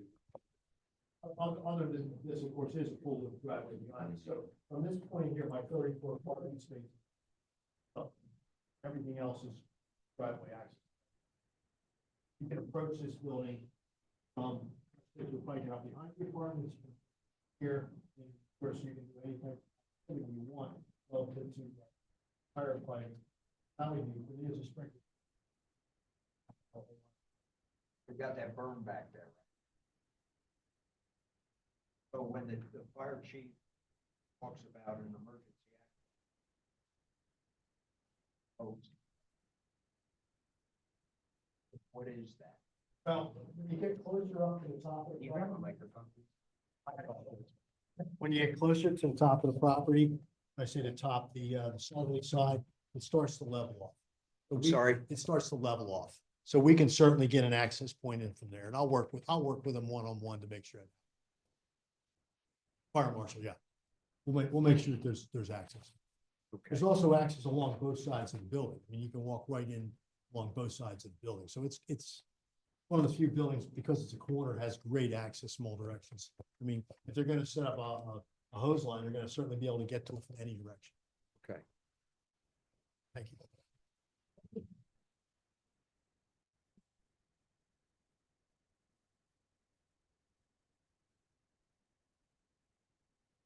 Do you anticipate any walking traffic from across the street, from across West Chester Pike? Anastasia has crossing guards and a lot of foot traffic across West Chester Pike in the mornings. Do you expect any of that? And then do you expect the school zone? Is it a requirement to have the school zone based off of this facility to be extended from a slow traffic perspective? No, the daycares do not qualify for school zones. I don't really know where the population and the demographics are coming from. I don't want to give you a bad answer. Would it be wonderful if there was some walk-in traffic from the crosswalk? Sure. But I mean, I suspect a lot of this, you might get a handful. I suspect a lot of it's driving in and drop off. Thanks. I don't think they've solicited for applicants yet because we didn't want to be I understand. presumptuous.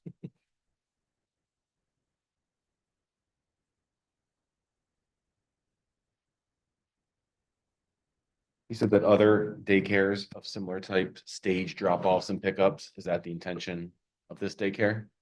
Yes. Although we frankly don't need it just because we have so much capacity compared to the number of hours and everything else, but it tends to work itself out in the pattern in the first week, they all tell me. We figure it out. And it is a window of a couple hours, both front and back, so. You said no activity between 7 and 6, whatever the hours were? Correct. Is that when it opens or is activity, when does the staff arrive to open the building? 7. Staff arrives at 7. When does drop off begin? Some staff that may arrive a little 15 minutes early. 15 minutes before. So between 7 to 6. And even though I'm not technically subject to hours of regulation, I volunteered them so you get a flavor because I'm only subject under the ordinance if I'm in a residential zoning I district. understand, but It's clarify what no activity meant in your. very good question. What is the age for that it goes from and to? What's the oldest? The oldest is 5 5 years. preschool. Yeah, and basically the way DPW classifies those pretty much. I mean, just to give you a quick flavor is we're gonna find it. Give me 1 second, please. Okay, so an infant is less than 1 year of age. A young toddler's a year to a year and 3/4. An older toddler is a year and 3/4 up to 3, and then you've got preschool 3 to 5. Kind of a bracketed DPW classification. And that's only important sometimes when it comes to play space, because it's a different square footage based on the age group. Well, I can accommodate any one of the 3 groups at one time in the playground and be within the compliance regulations. School is Monday through Friday. Yes, Yes. yes. You ever have special events, weekends or anything like that? No. Good question. Big sales are not an idea. Steve? I always like when Andy's over there to get his input, so I'll let you. I don't think township has any concerns on this. We think it's a good adaptive reuse of a building that's could easily be vacant. Yeah. If it was left alone. Okay. Thank you. You have any additional witnesses? I do not, I would rest it this one. Okay, and any additional questions from the board before we allow for some public comments? No. All right. You want to step up to the podium to make public comment? Just remember, it's public comment, just comments, not questions. Comments? Yeah.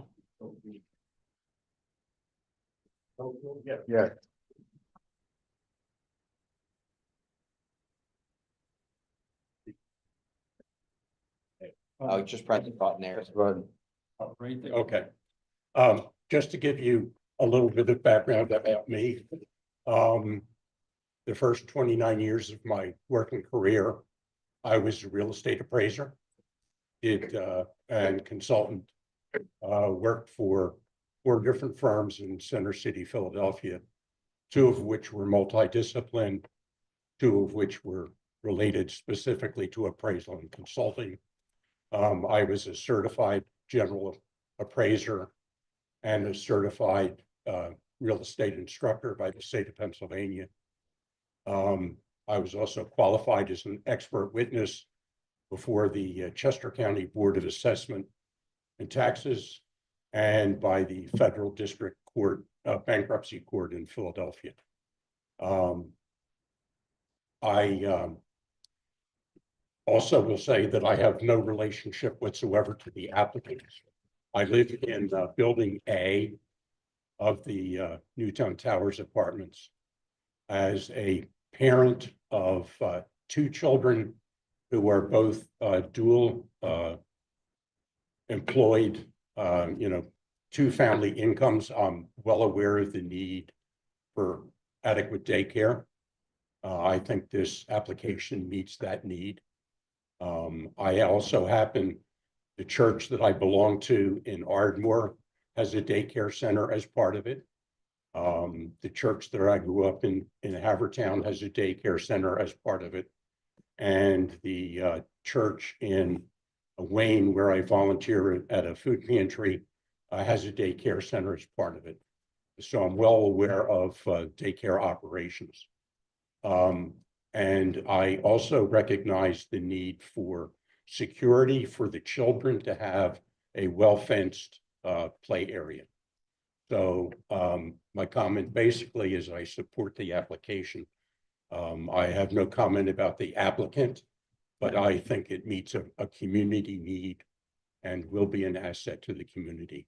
I also confirm the architect's and the attorney's statements that office space now goes unused, and a lot of office space is being repurposed for other uses. And also that the traffic flow for residents of the Newtown Towers Apartments basically use the driveway that's closest to the Dunwoody home, to the westerly part to access the property and egress the property. They don't often use the common driveway between the office building and the apartment building. Thank you very much. Mhm. Thank you. For public comment on this application? All right. I know you said I can't ask any questions, but I want to, Sorry, can we have your oh, name? yes, my name, Sorry. Robert Atkinson. First name is Robert? Robert. Yes, sir. Need his Yes. address for the. And your address as well, sir? 26 Main Street. 56 Main Street? No, sir, 26. 26, sorry. Yes, sir, Yes. yes. Newtown Square, zip code 19073. Yes. I just wanted to know, what is the fence going to be made of? That sounds like a question, but I am curious. Why don't we go with a vinyl stockade style fence? Okay. Okay. Paint white as it shines. What a vinyl fence. All right. Okay. 8-foot posts, it'll hold up forever. It's Okay. pretty robust. Okay. All right, there we go. Thank you. Will there be a Uh, door on that, an access There door? will be several. And will they have locks on them for Yeah. Yeah, security? to the board, there will be several doors, part of my testimony. Access points outside. or from the inside of the building into the fenced area. They will likely not be padlocked because they serve as emergency exit as well. But of course, when there are children in the playground, there's always a staff of at least 2 people there. Yeah. And fortunately, it's a very quiet area around it, so it's a really nice little remote site. That sounds familiar. I do want to keep this to public comment because we do have another Yes. application Okay, after well, this, so. I have a comment. I'll try to make it a comment. How many children are to be in this new building? It's a very inquisitive comment. Yeah, and I think they said up to what, 84? Yeah, I believe, Yeah. well, I believe what he said, he's confirming, he heard 84. Yeah, yes. Yeah, but I heard different groups. You said there was a group of 8, 10, 36. I came up with 54, and then I think you said there was Different- another group of The different 36. age groups of. Different age through groups, totaling infant, 84. toddler. Totaling 80. Maximally 84. This is a very tricky public comment. Okay. Thank you. That's all. All right, thank I you. wish you luck.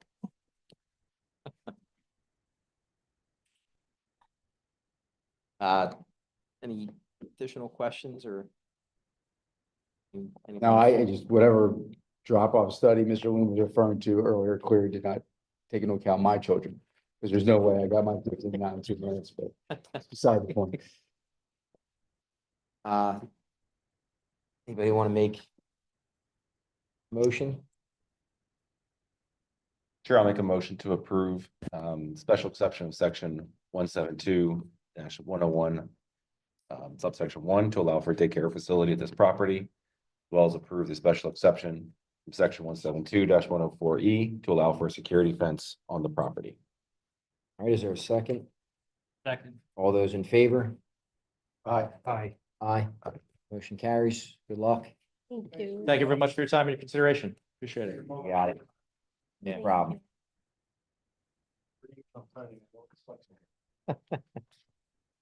I'm actually solicitor for Haverford. You guys got me out of going to that tonight. Oh, there you go. We're gonna take a 2-minute recess here.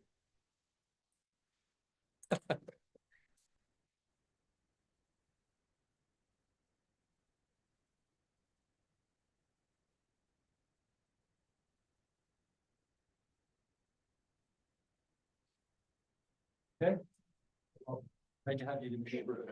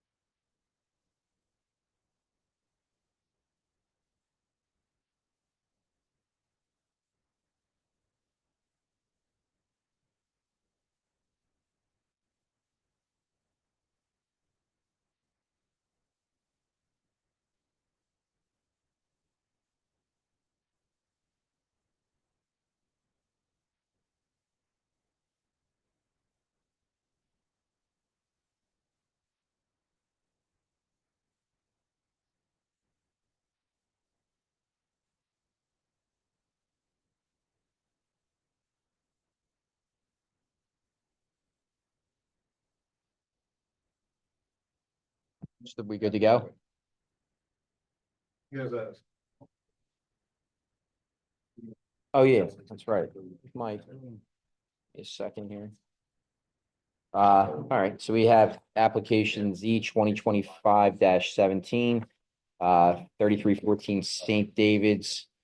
Pertaining to the subject property, 3314 Saint David's Road, they're requesting a continuance, I'm assuming, to next month's meeting. Is, what did we say, it's June 19th? Yeah, June 19th. I make a motion to approve the continuance. Is there a second? All those in favor? Aye. Aye. Aye. Motion carries. And, all right, next up is the 2025-18, Todd Cramer and Meredith Spann, 810 Locust Street, Philadelphia, pertaining to the subject property at 327 Stoney Knoll Lane, Lot 5, Berwyn, PA. The applicant is seeking variance relief from sections 172-103A1, 172-103B1, and 172-104 to allow for encroachment into the front yard setback, a detached garage over the allowable height, and a boulder wall. The applicant is also seeking special exception relief from 172-103F8 to allow for a garage with a second story. The applicant also requests relief from any other section of zoning ordinance that may be realized during the zoning hearing process. Subject premise is located in the R1 zoning district. Is the file in order? Yes, the file's in order. We also, the township has posted the property as required. Has given legal notice to the addresses that are listed on the screen as the 200 feet around the property. And in addition, has advertised it twice, both on May 1st and May 8th. Right. Chairman, with that, I'd like to introduce record application made by the applicant along with the document. Two listed residents of the property. For this meeting in the Delaware County Daily Times that was published on 2 consecutive weeks in Township T4. The picture of the physical posting of the property, you see there on your screen, of tonight's meeting. Right. Doesn't look like we have any party protestants or public comment, maybe. All right. It is all yours. Thank you very much. Good evening. It's a pleasure to be back before the board. We were here just a couple of weeks ago, as certain of you may recall. I'm joined this evening by Polig Builders co-owners, Wayne Layton and Chris Berg on my end. I'm also joined by the project's architect, Jeffrey Dolan, who's seated to my left. So just a couple of weeks ago, we were here for 9 of the development's 17 lots. Tonight, we have a simpler application for this board to consider. It pertains to just one of those 17 lots, being lot number 5, owned by the Cramers. We seek merely dimensional variances and a special exception, as has been noted. We seek them for a garage, a porte cochere, and a decorative landscaped boulder wall.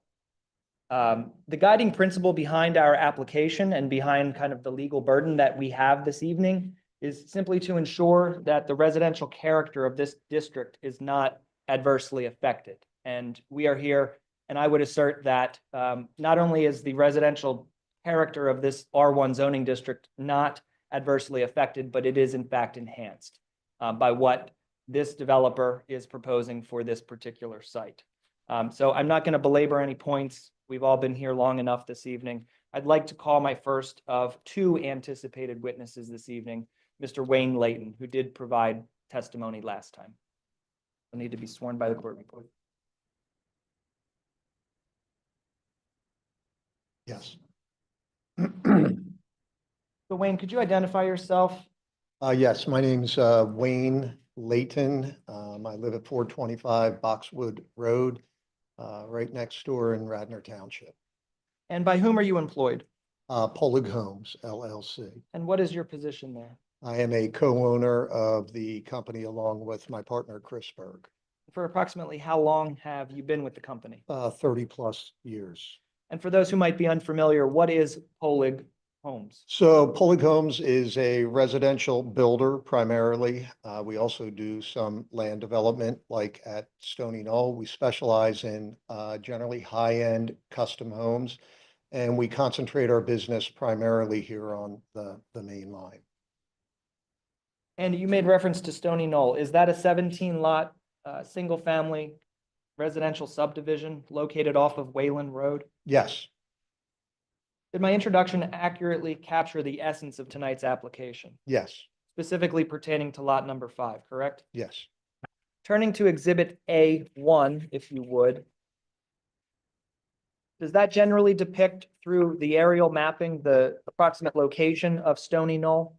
Yes, south side of Wayland Road, about 3/4 of a mile west of the intersection of White Horse and Route 252, the traffic light just past Episcopal Academy. And is that third aerial under A1 a rendering of the 17-lot subdivision itself? Yes, it is.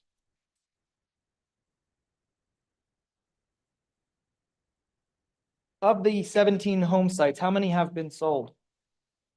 We have sold, or we have closed with end users on 8 of the 17 lots. We have 1 lot under agreement that's scheduled to settle in June. We have another 5 lots that are subject to reservations, and we have 3 lots available for sale. And are any of these home sites under construction currently? At this point, only lot 9 is under construction. Fair to suggest that lot 5 is located approximately in the middle of that development? Yes, And all of these homes and the entirety of the parcel is in fact located in the R1 residential zoning district, correct? that's correct. Is Exhibit A2 a copy of our application pending before this board? Yes, it is. And by whom is this property owned? This property is owned by Todd Cramer and Meredith Spann. And does Exhibit A3 signify that ownership interest as deeded in April of 2024? Yes, And is that entity who sold the property to Todd and Meredith, TDWC Berwyn LLC? yes. And could you explain for the board who or what that entity is? Pulley Homes, the builder, is a building company that's owned by Chris Berg and myself. The prior owners of Pulley Homes were Don and Todd Pulley. The 4 of us collectively invest in various opportunities. This particular opportunity was the purchase of the ground at Stoney Knoll. It was purchased under the entity TDWC Berwyn LLC, which is a 25% partnership equally between Todd Polig, Don Polig, Chris Berg, and myself. Fair to suggest that the underlying property owners are aware of your presence here this evening? Yes, And you've been authorized to appear on their behalves in pursuit of the requested zoning relief? yes, I'm their managing partner. Very good. So have the applicants then designed a courtyard plan for this property that includes an architecturally integral porte cochere and garage, which are technically located in the property's rear or front yard area? Yes. Okay. What is a porte cochere? So a porte cochere is a covered vehicular entryway, typically leads to a parking court, and it's designed to generally shelter guests from the element as they're dropped off to the home. Okay, and is this porte cochere and the garage integrated holistically into the architecture of the residence? Yes, I think Jeff will probably elaborate a little bit more later. But in our opinion, these elements are not only architecturally authentic as part of the courtyard design, but they're also integral to the main house from a constructability standpoint and from a use standpoint relative to accommodating visitors. I'd also like to point out too, and it's better seen, well, you can actually see it here, but it's better seen actually or illustrated in Exhibit 6, page 3. But the forward-facing garage, given the materials choices and the design of the garage, you'll find that that forward-facing garage blends in seamlessly with the home. So you wouldn't consider either of these two components of the residence to constitute an accessory structure, would you? No, Okay, and despite that reasonable belief and interpretation, did the township zoning officer determine that zoning relief is nonetheless required here? yes, Okay. Did we elect to appeal the zoning officer's determination? no, Okay. We instead opted to simply apply for the zoning relief as he's indicated that Lot 5 requires, right? that's correct. And is that because we didn't want to be adversarial and make more of this application and this proposed development than was necessary? That's correct. Okay. Is it true that the porte cochere and the garage have a contiguous foundation? Then they do. Do they also have a contiguous or constant running roof line? Yes, And so the porte cochere and the garage are then seamlessly attached to the residence? that's correct.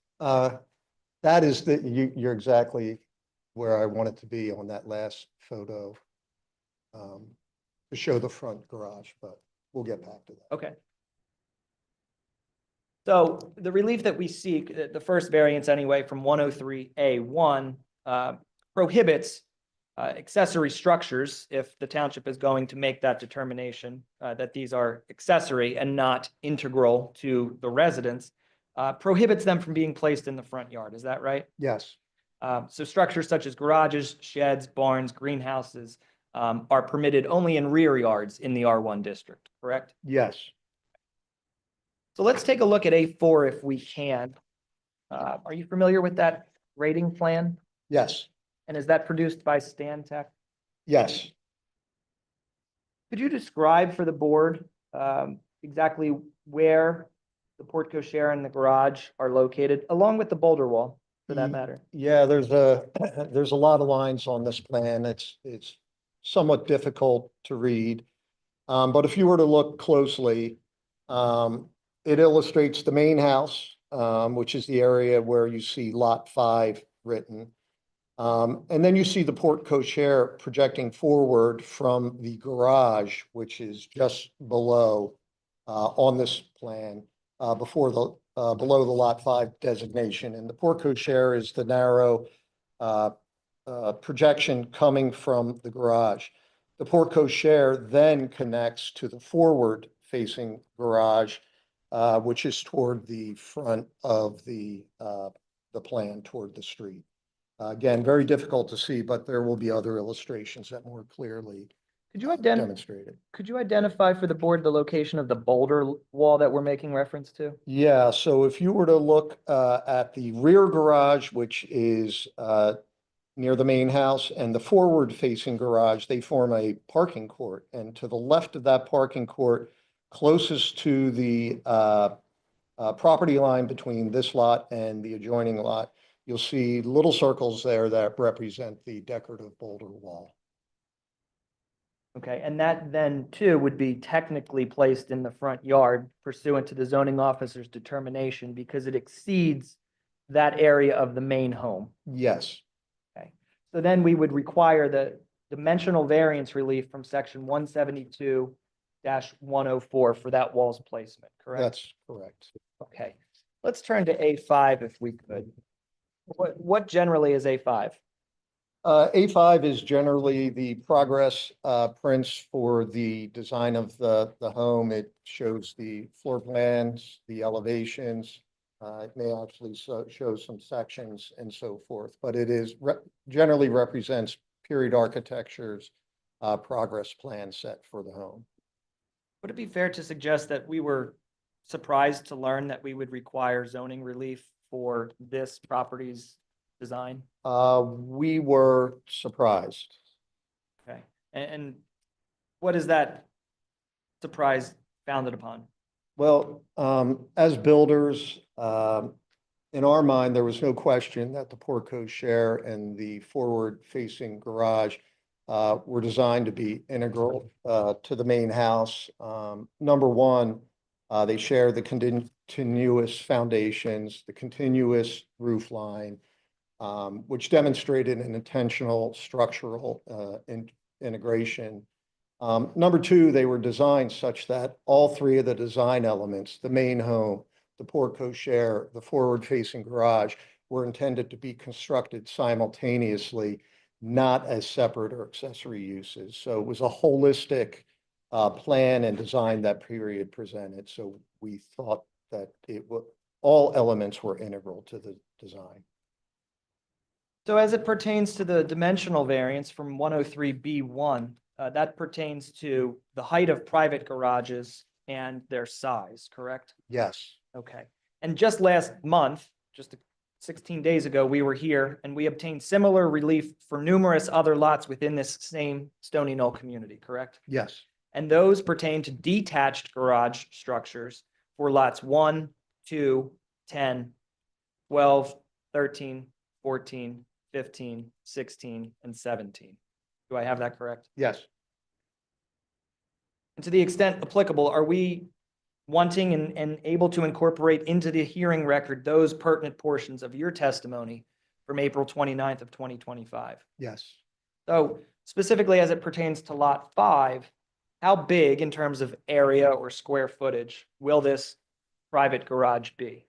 So the forward-facing garage will be approximately 24 feet, 4 inches by 29 feet, 7 inches, or about 720 square feet.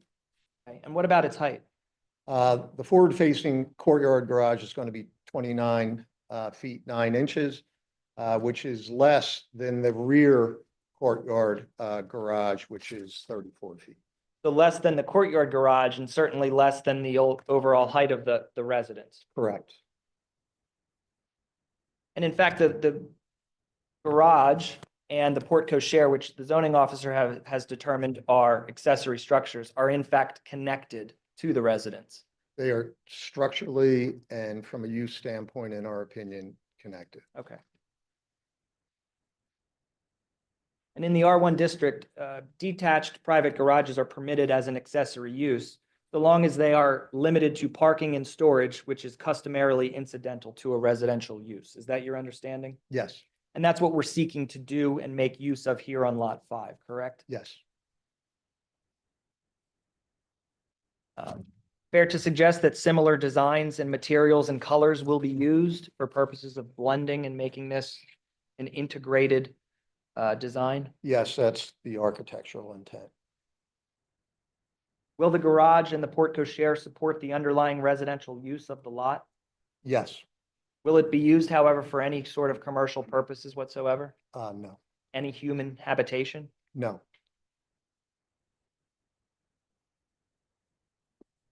And you would be agreeable to a condition along those lines if the board were inclined to impose that? yes, Do you suspect that the garage or the portico share or even the boulder wall for that matter might be seriously detrimental to a residential neighborhood? no, Do you feel as though it might be seriously detrimental to the neighborhood, the R1 zoning district, or Newtown Township? no,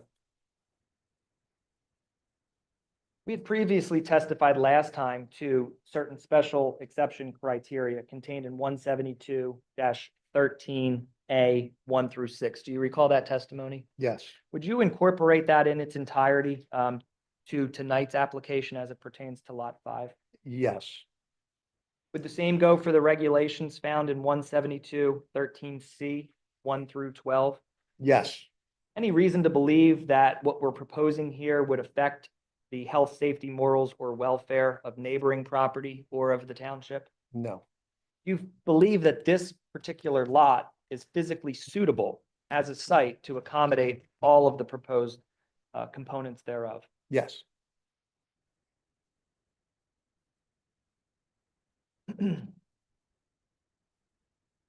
Will the portico share and the garage that are being regarded as accessory structures be constructed at the same time as the underlying residence? yeah, that's how it's designed, that's how it's intended to be constructed, and that is the expectation of the homeowner.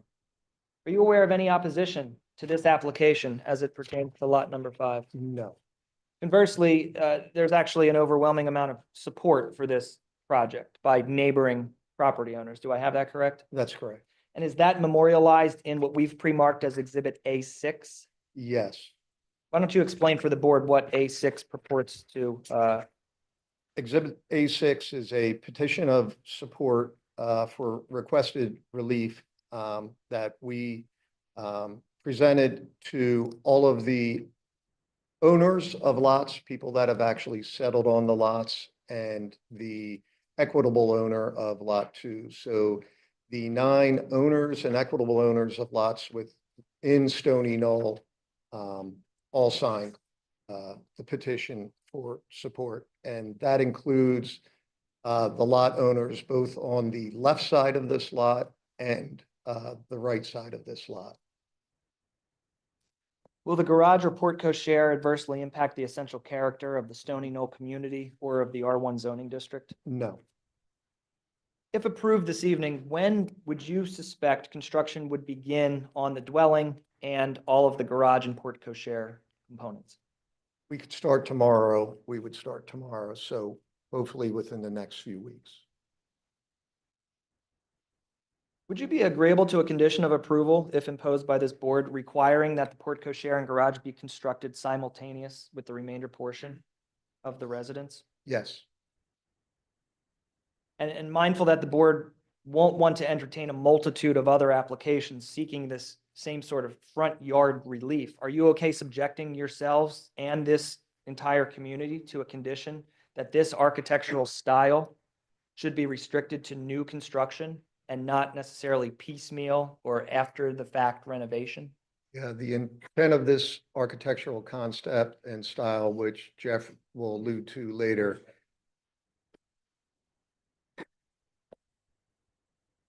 That's okay.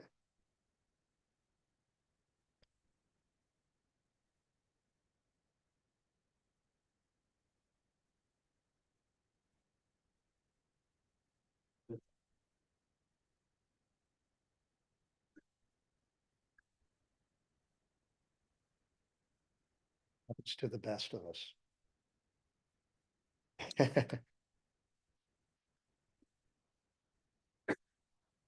Sure. No, the intent, essentially the point that I was trying to make is that the intent of this architectural style is not to be a piecemeal style. It's meant to be a fully integrated architectural style and design with all of the elements being the main house, the portico share, and the forward-facing garage being constructed at the same time. I have no further questions. Do you have anything you'd like to add before we move on to the architect? I think that the only other point that I missed to mention, which was illustrated on the grading plan, which I think was Exhibit 4, is that the front-facing garage is still 35 feet beyond the front of the front yard setback, meaning that the house is set these lots are very large. They are generally 2-acre lots. This lot has a 230-foot width. They are very deep. This house is set 35 feet back from the front yard setback. So it's set very far back. It's not protruding close to the street. It is positioned well within the lot to make sure that it is not obstructive to any of the other proposed homes that are out there, and really will create a very pleasing street presence, not only for the homeowner, but for the entire community moving forward. And based on those dimensions and design components that you've described, is it fair to suggest that if standing on this street and looking forward facing at this home, it might even be difficult to decipher that the portico share and garage that we're here for relief will blend? Absolutely. It won't look as though they're actually located within a front yard. We have built enough communities adjacent in Radnor. We built a 15-lot subdivision on 3/4-acre lots. We fully understand the importance of making sure that every house in our community blends seamlessly into the environment, keeps up the value of the other lots in house. Very good. Thank you. I have no further questions. Was with this being the only house back there, was this the initial plan for this house to have this, or is this something that the homeowner that's purchasing this lot? Yeah, no, the way that we're selling Stoney Knoll is we are selling lots that are subject to by TDWC, the landowning entity is selling the lots. Those lots are purchased by homeowners, Todd Cramer and Meredith Spann in this particular instance, purchased by homeowners, and there is a restrictive covenant that they have to build with Polig Homes. So we have, for example, the adjoining lot, lot number 4, that lot closed in 2024. That client's likely not going to build for another 2 years. So no, we don't necessarily know the design of the homes. When we initiated the subdivision, and the homes that you actually see on the subdivision plan are illustrative. Each homeowner has the right to design their home with the architect of their preference. Are they generally the same, or they could vary wildly? So we have found in past subdivisions, we do have a small portfolio homes. In a community like this, you're probably going to see 50 to 60% of them be one-off, truly custom homes. The others will be very personalized versions of one of our portfolio homes. This one happens to be a one-off custom home that was designed specifically for this client and for their use. Is that like whole community that's being built there on Stoney Knoll? Is that in like an HOA, or is that just? No, Stoney Knoll is governed by an HOA. In fact, they are private streets. So the HOA is responsible not only to, in our case, maintain the sidewalk that's in there, maintain the stormwater management facilities, there's open space, but in that case, it's required to maintain the streets as well. The zoning code provides that if an accessory building is located in the front yard, and granted that use by variance, there has to be a buffer installed to shield the accessory use from the frontage of the property. I didn't hear any testimony about a buffer. So if you were, we've built a lot of homes, and if you were to, again, if we could get it up there, page 3 of Exhibit 6.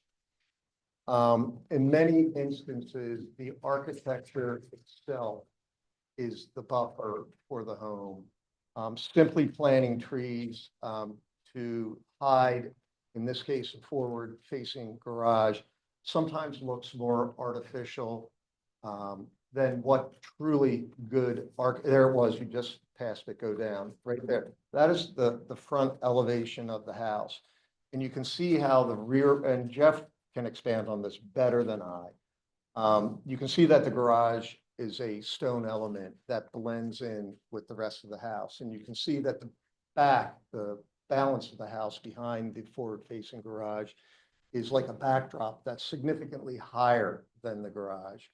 So the design was purposely designed so that the garage itself acts as a buffer, to the courtyard that's behind it, but acts as a buffer in terms of the way that it's designed and blends into the house. We can certainly buffer it with landscaping, and we could use landscaping that would be approved by, I guess, the zoning officer. But my contention is these lots will be generously landscaped when we're done with them. But I think that the architecture speaks for itself relative to not needing any specific landscaping beyond what we otherwise would put in for the home. Now, I understand your position. I don't think that's what the code supports. So I think the zoning code is pretty clear that there has to be buffering to shield the structure, not having the structure shield the structure, but we'll leave that for the moment.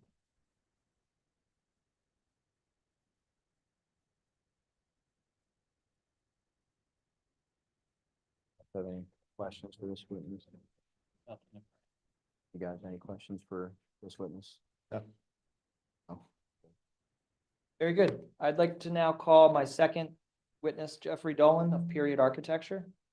Mr. Dolan's already been sworn. Can you identify yourself, spelling your first and last name for the record?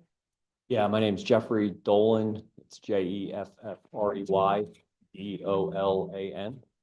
And by whom are you employed? Period Architecture. And what is your position there? Co-founder, vice president, and project manager. What exactly does Period Architecture do or specialize in? We specialize in the design of single-family residences, traditional in style, and new homes and additions and renovations. And could you briefly describe for the board your educational background?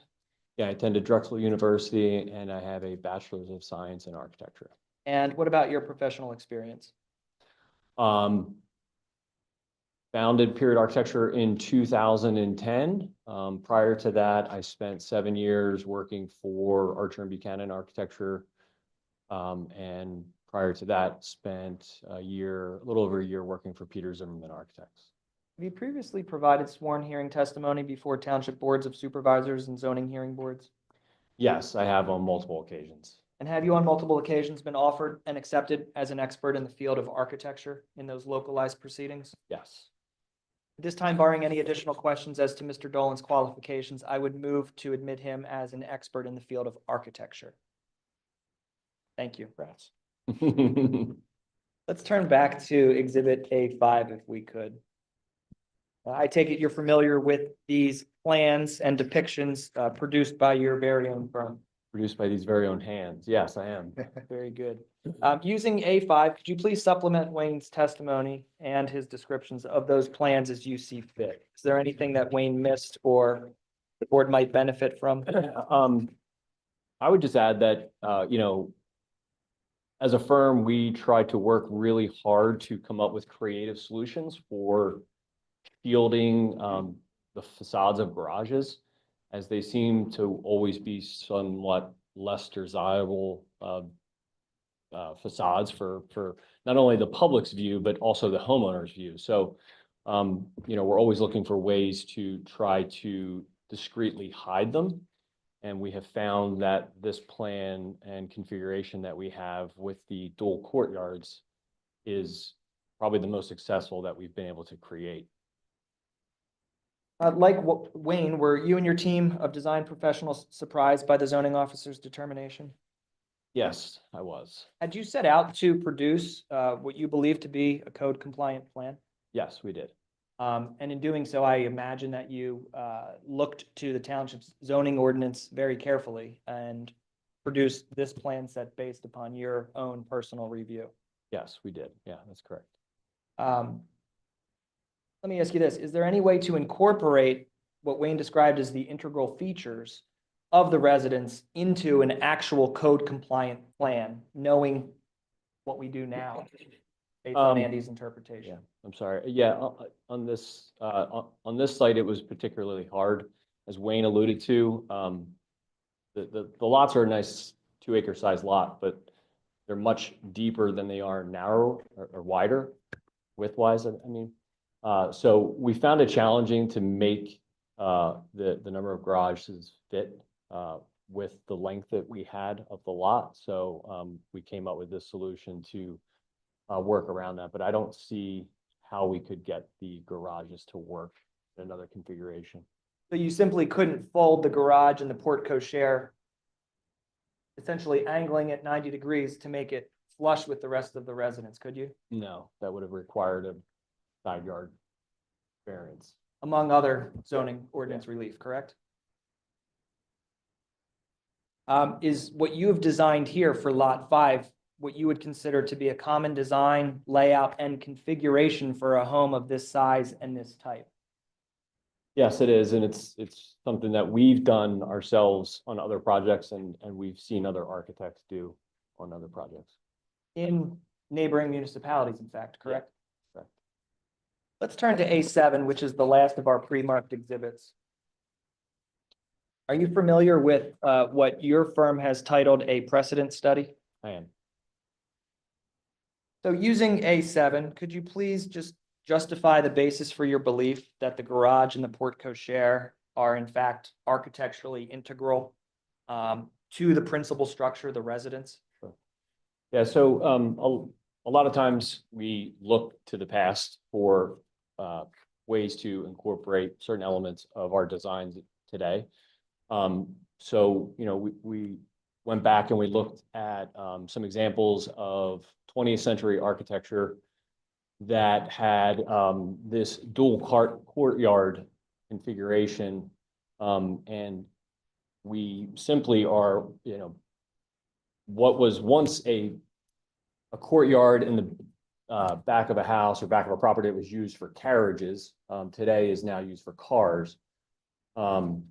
And, you know, if you look through some of these images, these are properties all throughout this region. We also can look as far back as, you know, the late 1800s and over in England for precedent for this. But we feel that this is a good solution for concealing the garages and, you know, not having them be visible from the roadway. And some of these examples that you've cited include depictions from Haverford, from Easttown Township, from Lower Marion, Chestnut Hill. Is that accurate? Yes.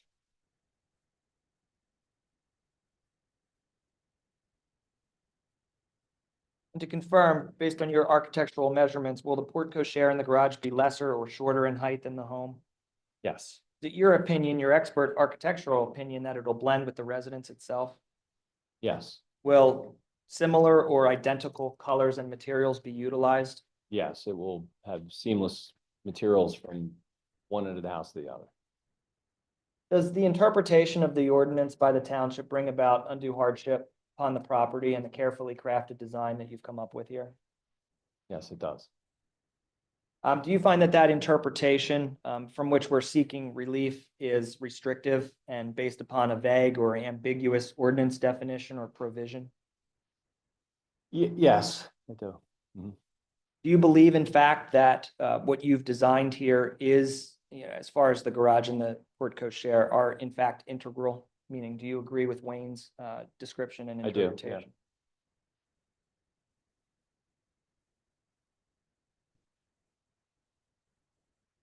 Will the portico share or the garage substantially or permanently impair the appropriate use or development of this property? No. What about adjacent property? No. Might it be detrimental in any way to the public welfare? No. No. In your opinion, does the relief we're seeking this evening represent the minimum variance that would afford relief and represent the least modification possible to the Yes, it does. regulations at issue? Yes. And is that because if we had to flip or flop, rotating these design elements, more zoning relief than what we're actually seeking would be necessary? That's correct.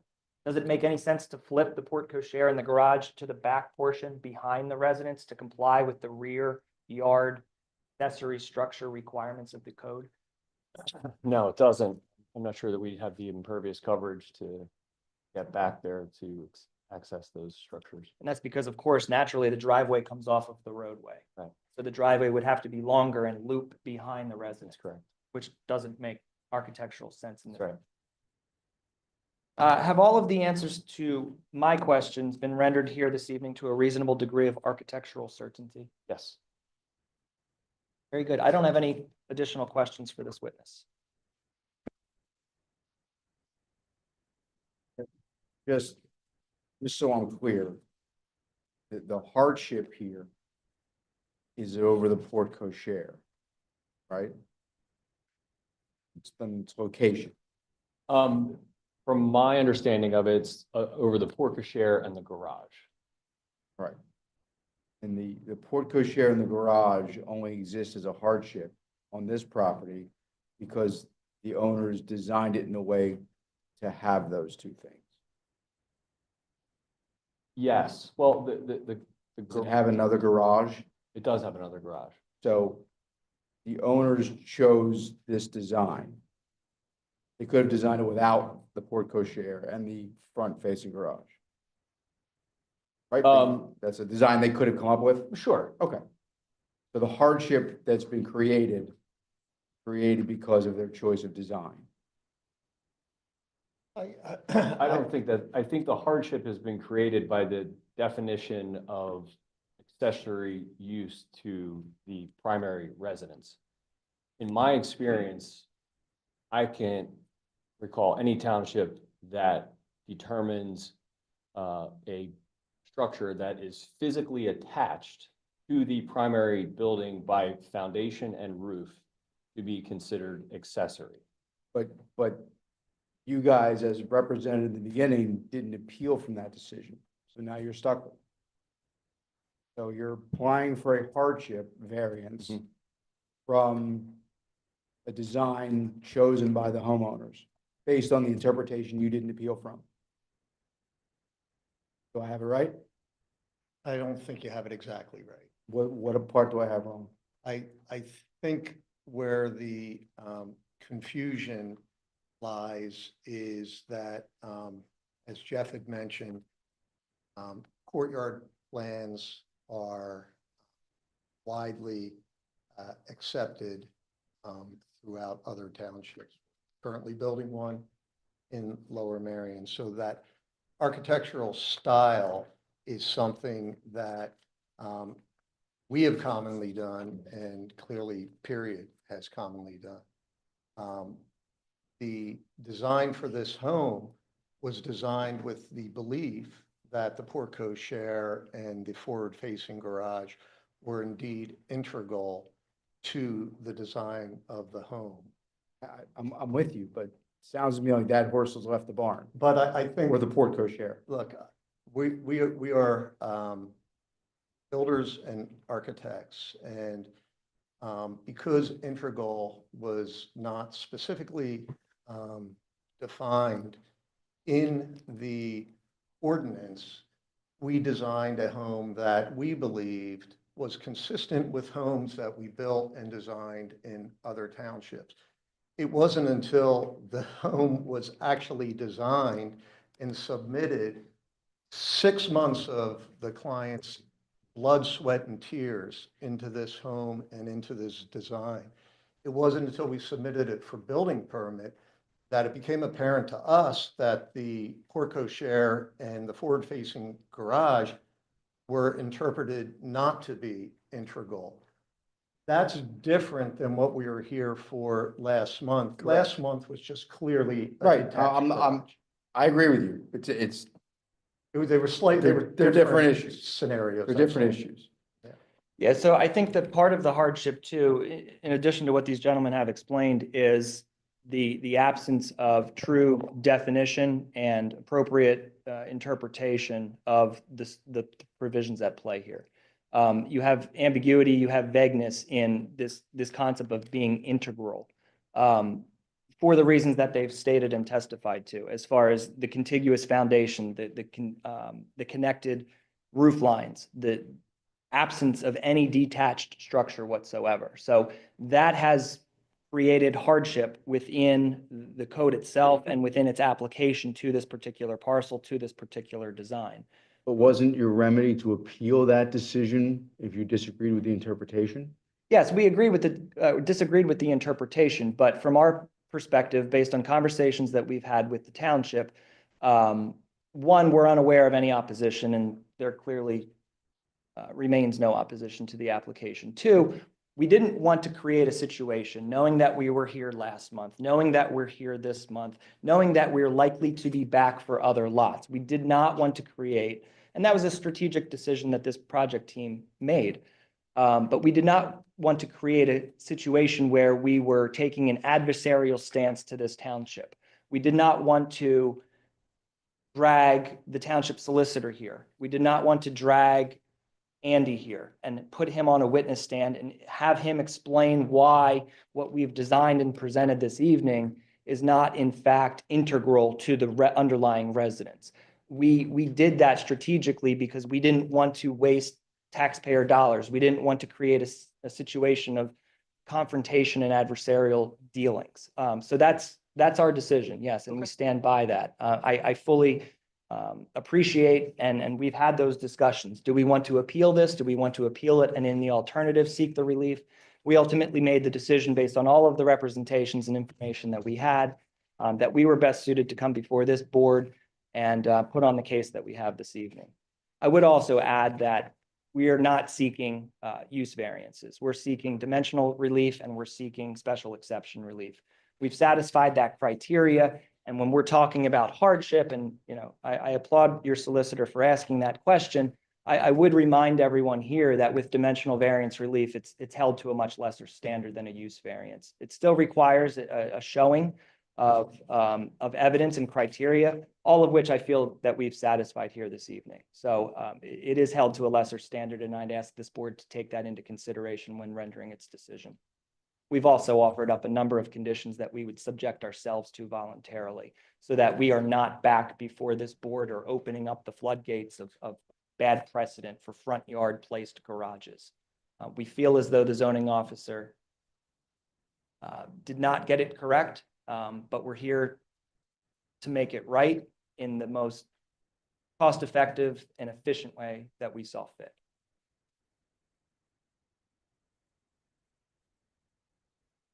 I have no additional witnesses or evidence to provide. I would move for the admission of applicants exhibits A1 through A7. They are admitted. And again, if I could, I would like to stress again, this is not a home that's being built as a spec home by a developer. This is a future township resident that designed their home in good faith with one of the top architects and one of the top builders in the area, who both believed that the architecture of this particular architectural style made the porte cochere and the garage, forward-facing garage, be integral to the home. This is for a future township resident, not for a builder. A builder, I'm sorry. I do feel like this is obviously a unique application in that you guys are creating the community, right? Building 17 homes back there. So the neighbors that are going to see this are obviously approving it, or they don't exist yet. But somebody were coming along and trying to put this in their front yard now of an existing home would be a little more unique. So my take in looking at it, it seems to fit the character of what's taking place back there. But I'm only one person, but that's my take on it. It would be unique if all of a sudden a bunch of people wanted to put these in their front yard. I've never even heard of one until tonight. So, but that's. Again, I think that Ryan presented opportunities for conditions that would not open up the floodgates for courtyard plans to be flooding into the township on homes that currently exist. It is an architectural style that really is a ground up architectural style.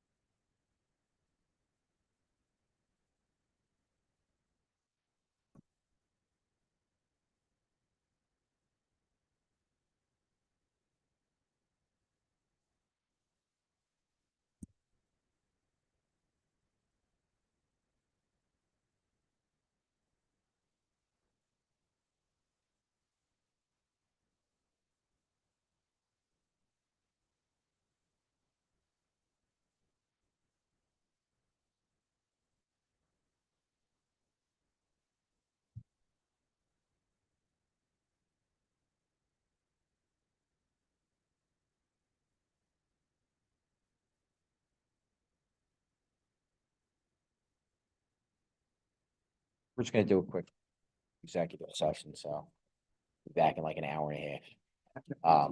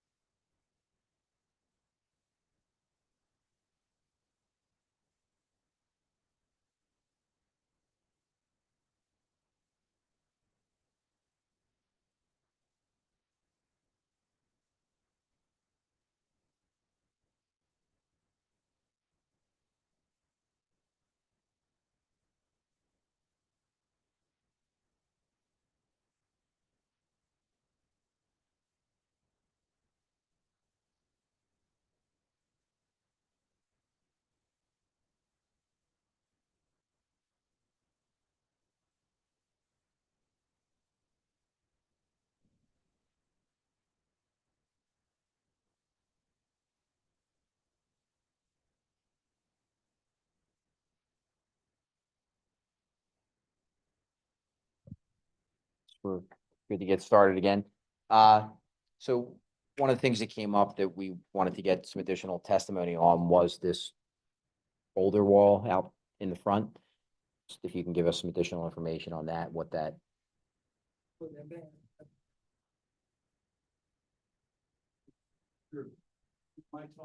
Sure, I'm sorry. I'm gonna have Jeff testify as to the boulder wall located behind the garage area.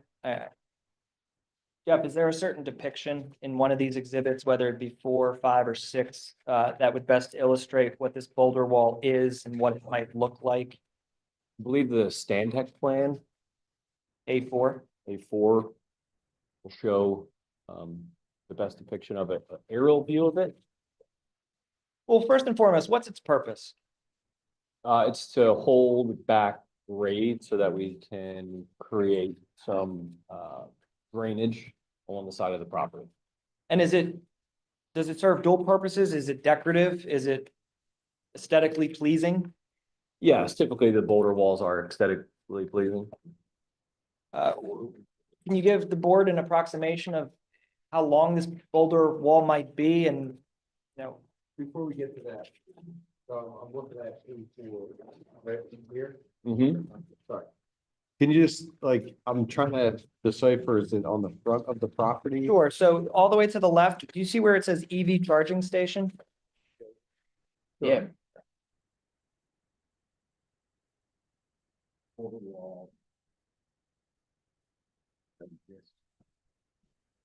Gotcha. Okay. Left-hand property line, you can kind of see, now that I see it, the boulders. Yeah. You guys got it? Oh, maybe 3 feet. Thank you. Yeah, it's one row of boulder, so it's roughly 30 inches tall. Got it.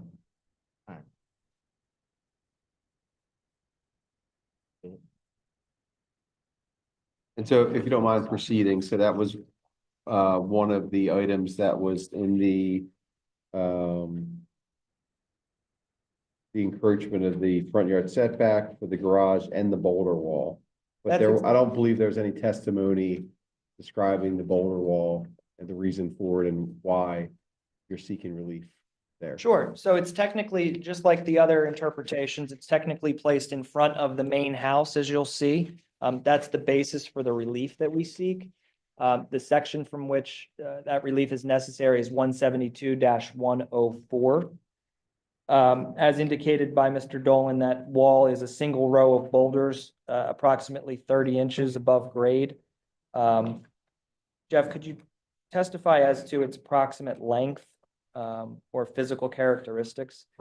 You don't have it in there? Yeah, it's probably approximately 50 feet long. And it doesn't actually protrude beyond the porte cochere and the garage that we're here seeking relief for, does it? That's correct. Okay, and it's kind of tucked behind those features of the home.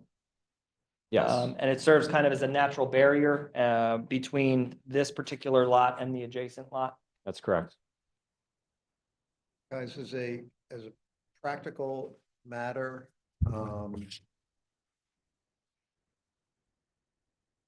ultimately,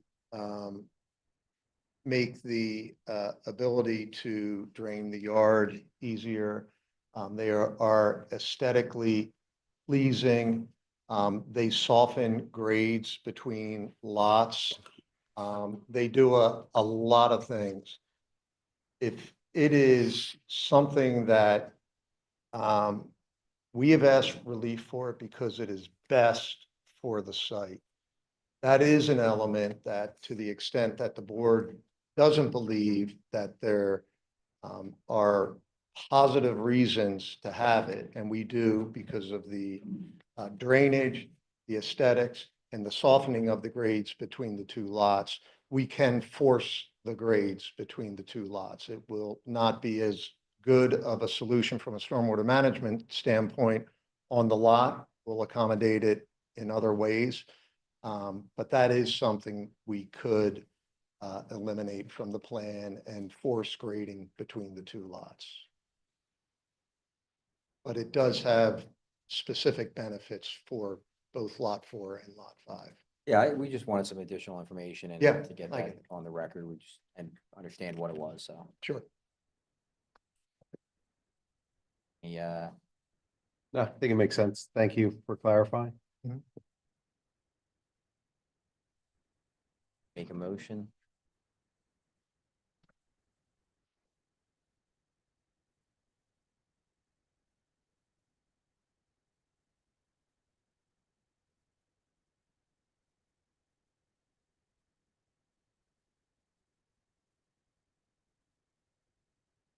Yeah.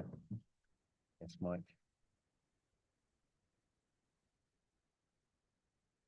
Guys, hold your ears.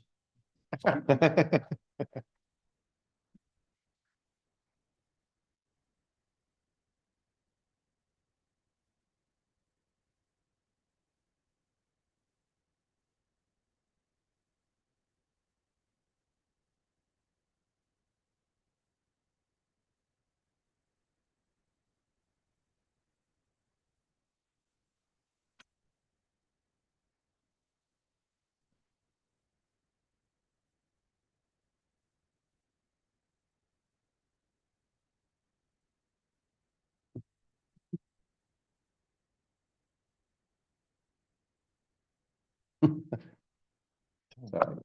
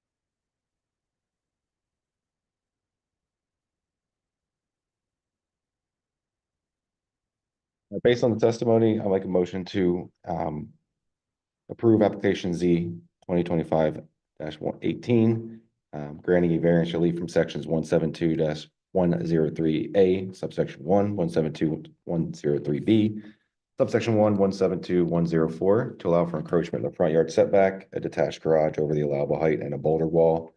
Also grant a special exception for section 172-103F, subsection 8, to allow for a garage on the second story. Is there a second? Second. All those in favor? Aye. We have discussion. Nope. You're so close. Do we want?